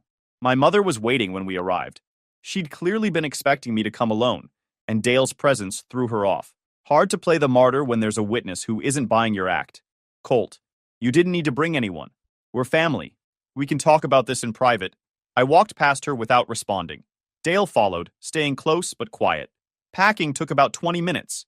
Everything I owned fit in a few boxes and a duffel bag. Clothes, books, some tools I'd bought myself, my laptop. The sum total of 26 years in that house. You'd think it would be more, but you don't accumulate much when you're treated like a temporary guest who overstayed his welcome. I was grabbing my important documents when I noticed the manila envelope was gone. Birth certificate, social security card, truck title. All the stuff you need to prove you exist in the eyes of the government. Where's my paperwork? The envelope that was in this drawer. Your father put it somewhere safe. He'll send it to you once you've calmed down. This is just a phase, Colt. You'll see that soon enough. Family is family. I looked at her for a long moment. Realized she actually believed what she was saying. That in her mind, I'd come crawling back eventually, and they'd hold those documents hostage until I did. I'll get replacements. Her face tightened. That wasn't the response she'd expected. She'd expected me to argue, to plead, to give her something to work with. Weston showed up as we were loading the truck. He leaned against the porch railing with that smug expression, arms crossed, watching like he was supervising manual labor beneath his station. Running away? That's your big move? I closed the tailgate and looked at him. Felt Dale tense up beside me, ready to step in if needed. I spent 26 years cleaning up after you, covering for you, bailing you out. He laughed. And what? Now you're gonna make it on your own? Good luck with that, bro. Consider this my retirement. He didn't have a comeback for that. Just stood there with his mouth half open as we drove away. In the side mirror, I watched him shrink until he was just a small figure on a porch. The apprenticeship started Monday. 6 in the morning, showing up at the shop in work boots and ready to learn. Ray partnered me with a journeyman named Hector, a quiet guy in his 30s who'd been doing HVAC for 15 years and had forgotten more than most people ever learn. First day, he looked me over and said one thing. You gonna show up every day? Yes, sir. Then we'll get along fine. Hector wasn't a talker. He taught by doing, expected you to watch and absorb, and only explained things once. If you weren't paying attention, that was your problem. He didn't hold grudges, but he didn't hold hands either. You either kept up or you didn't. The first few weeks were brutal. Up before dawn, working until my muscles screamed, studying for certifications at night in Chuck's storage room. I lived on gas station coffee and cheap groceries, lost about 15 pounds, gained calluses on calluses, and learned more about air handling units than I ever thought possible. The room above Chuck's garage became my home. I cleaned out the storage boxes, put up some cheap shelves, and hung a blanket over the window for privacy. Chuck started letting me use the shop equipment after hours to work on my truck, teaching me engine repair basics in exchange for helping him close up at night. He'd been a Marine back in the day, done 2 tours, came home and built this shop from nothing. One evening, about 3 weeks in, he handed me an envelope. Inside was a set of keys and the title to an old work van that had been sitting in the corner of his lot for years. What's this? Keys to that van out back. She runs fine, just needs some cosmetic work. I can't take this. At least let me pay you something. He waved me off. You've been helping me close up every night, never asked for nothing. Call it a long-term loan. Pay it forward someday when you're in a position to help some other kid who needs a break. That van became my lifeline. Reliable transportation, something I could use for work, a backup shelter if everything else fell apart. I worked on it every spare moment, fixing things, cleaning out years of accumulated junk. About a month after I'd walked out, I got my first real paycheck from Garrett Mechanical, $846 after taxes. Not much by most standards, but to me it was proof that I could survive without my family. That same week, I tried to open a bank account. Got declined. The bank flagged my info, said I had negative reports tied to my SSN and they couldn't open anything in-house. Recommended I pull my credit report and figure out what was going on. I requested a credit report. What came back made everything else look like a warm-up act. 3 credit cards I'd never applied for. A car loan for a vehicle I'd never seen. Store accounts at places I'd never shopped. Monthly subscriptions to services I'd never heard of. A personal line of credit that had been maxed out and barely maintained. Total debt, just over $32,000. I sat at the counter in Chuck's garage, staring at those numbers until they stopped making sense. 32 grand? That was more than I'd made in most years. That was the difference between getting by and getting ahead. That was my future stolen piece by piece while I was too busy surviving to notice. The charges told the story. Gaming equipment that matched Weston's setup, expensive clothes, gas station purchases, regular as clockwork every few days, monthly payments on what looked like business software that probably tied to my father's company, tools and equipment from suppliers I'd never heard of. There was even a gym membership. I'd never set foot in a gym in my life, but apparently I'd been a member for 3 years. The smoking gun was buried in the account statements. One of the credit cards had been used for an online order, some gaming headset that cost $400. The shipping confirmation was in the documents Lucy helped me pull later, delivered to Weston's name at my parents' address. My name on the card, his name on the package. He knew exactly where the money was coming from. The oldest account dated back to when I was 19. They'd been doing this for 7 years.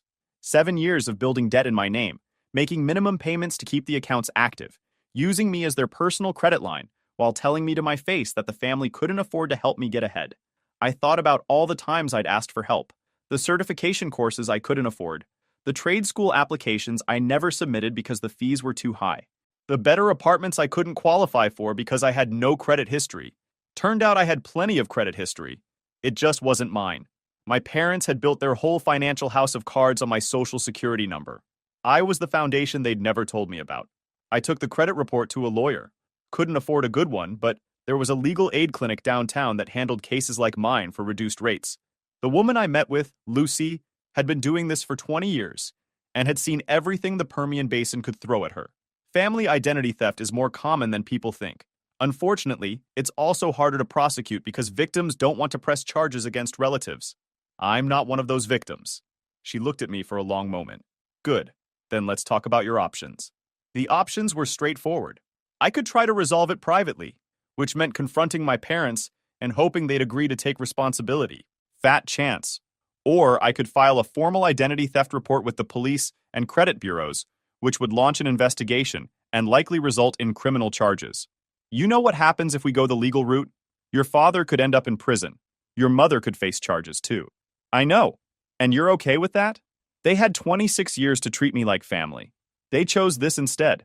File the report. Lucy nodded. I was hoping you'd say that. The investigation moved slowly. Weeks of paperwork, interviews, subpoenas. By the time the fraud unit finished pulling records, about 4 months had passed. But once they started connecting dots, the whole thing fell apart. My father's landscaping business had been losing money for years, while he maintained the facade of success. He'd been covering the shortfall through a combination of credit fraud, unreported income, and creative invoicing that crossed the line into outright theft from clients. Turned out the identity theft wasn't limited to me. The investigators found similar patterns with a couple of distant relatives and at least 2 former employees who'd had accounts opened in their names. One of the employees was a guy who'd worked for my father for about 6 months before quitting. He'd been dealing with mysterious credit issues for years and never figured out where they came from. The investigators connected those dots pretty quick once they started looking. But the identity theft was just the surface. The real damage was in the business records. My father had been collecting deposits from clients for landscaping jobs, sometimes $10,000 or $15,000 for big commercial contracts, then using that money to cover personal expenses instead of buying materials. He'd string clients along for months, do partial work, then disappear when they started asking questions. The prosecutor eventually tallied up about $80,000 in client deposits that never went to actual jobs. On top of that, the IRS got involved. Turns out he'd been underreporting income for years, paying workers under the table to avoid payroll taxes, and writing off personal expenses as business costs. The tax liability alone was close to 40 grand once they added penalties and interest. My mother had been in on it from the start. Her signature was on half the documents. Her email address was linked to the accounts. She couldn't claim ignorance because she'd been managing everything herself, including the ones in my name. Every month, she'd logged in, made payments, checked balances, and moved money around. The first real consequence hit about 6 weeks after I filed the report. A detective showed up at my father's job site, asking questions in front of his clients. Word travels stupid fast in work circles out here, and news of an investigation spreads even faster. Within a month, his business had dried up completely. Nobody wanted to hire a guy who was under investigation for fraud. My mother tried to reach me. I didn't respond. Whatever she had to say, I'd heard it all before. The guilt trips, the accusations, the rewritten history where they were the victims and I was the ungrateful son who destroyed everything. Weston was even more predictable. He showed up at Chuck's garage one afternoon, driving that expensive truck of his, clearly expecting some kind of confrontation. I was in the back when I heard his voice. "I know he's here. Tell him to come out and face me like a man."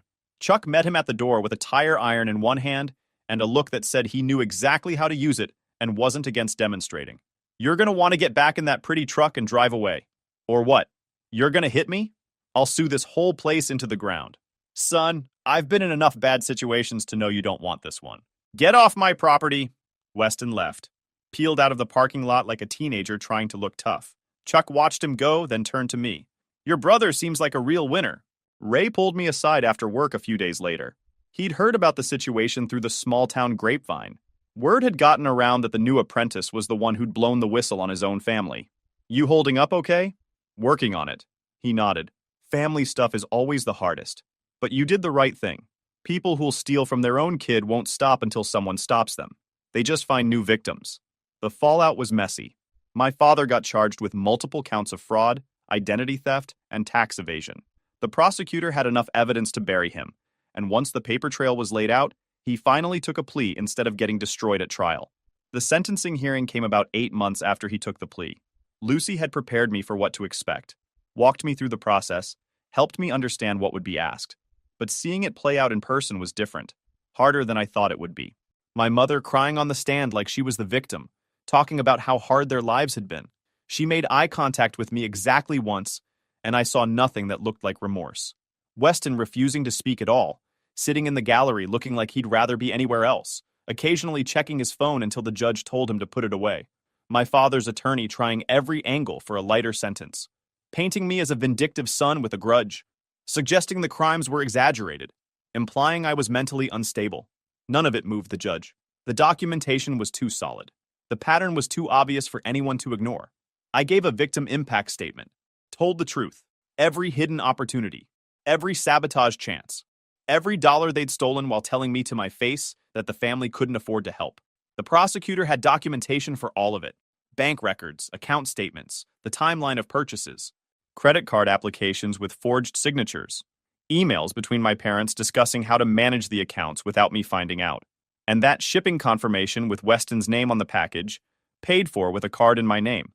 That one got a reaction from the courtroom. The final tally was ugly. 32 grand in my name alone, plus another 15 across the other victims once they widened the scope. 80,000 in stolen client deposits, 40,000 in back taxes, penalties, and interest. My father had built a nearly $170,000 hole using other people's money and trust, and now it was time to pay up. My father got 4 years state time. My mother got probation and community service, plus a court order to repay the debts they'd run up in my name. Restitution from assets, which meant the house. As they let him out, my father looked at me one last time. "You happy now? You destroyed this family." I didn't blink. "No, you did. I just stopped helping you hide it." The house got forced into a sale to cover what they owed. When my mother couldn't keep up with anything on her own, foreclosure followed a few months later. The place I'd grown up in, gone to pay for the damage they'd done. Weston somehow avoided direct charges. He'd been careful enough, or lucky enough, not to have his name on anything directly incriminating. But his free ride was over. No more parental subsidies. No more education fund. No more expensive truck, which got repossessed when the payments stopped because it turned out those payments had been coming from the fraudulent accounts. Last I heard, he was working at a gas station and living with Kennedy's family, which I'm sure was exactly the future he'd always pictured for himself. Real entrepreneurial. The money side took longer to sort out. The fraudulent accounts got closed. The debts got disputed. My credit report got cleaned up piece by piece over the course of about a year. It wasn't fast, and it wasn't easy. I spent hours on the phone with credit bureaus, filled out enough paperwork to build a small house, and learned more about the dispute process than anyone should have to. But by the end of it, my score had climbed back to something functional. I stayed at Chuck's place for about 8 months before finding a studio apartment of my own. Small, cheap, but it was mine. Paid for with money I earned. The apprenticeship led to a real position. Journeyman certification came through after about 2 years of grinding through courses and exams and practical hours. Ray promoted me to crew lead not long after that, which meant a raise and actual responsibility, and people who looked to me for answers. Hector gave me a nod when he heard the news, which from him was basically a standing ovation. Dale and I stayed tight. He came to my certification ceremony, stood in the back with Chuck, both of them looking like proud uncles at a graduation. We grabbed dinner afterward at a taco truck that Dale swore was the best in the Permian Basin. He wasn't wrong. Best carnitas I've ever had, served on paper plates in a parking lot. Chuck eventually sold me that work van outright. Refused to take full price. Said I'd already paid for it in sweat equity from all the nights I'd helped close up the shop. I still drive it. Still runs fine. Probably will outlast me at this rate. My mother reached out once, about a year after everything settled. A letter, handwritten, full of the kind of language that sounds like an apology, but never actually admits to anything. A lot of, we never meant for things to turn out this way, and I hope you can find it in your heart. I read it once, then threw it away. Some doors are better left closed. I never heard from my father directly. Probably for the best. I don't know what I'd say to him anyway. Maybe nothing. Maybe just walk away. Same as I did that morning when he made his position clear. His future matters. Yours never did. Funny thing is, he was right. To him, my future never did matter. I was just a resource to be used. A convenient tool for building the life he wanted for himself and his favorite son. But that stopped being his call the moment I walked out that door. If you're reading this and something feels familiar, I want you to know that walking away isn't quitting. Sometimes it's the only way to start actually living. Have you ever had to choose between staying in a toxic situation or breaking free? What finally pushed you to make that call? Drop your stories in the comments. I want to hear them. If you enjoyed this video, please hit that subscribe button. It really helps the channel and help us bring you more and better stories. Thanks.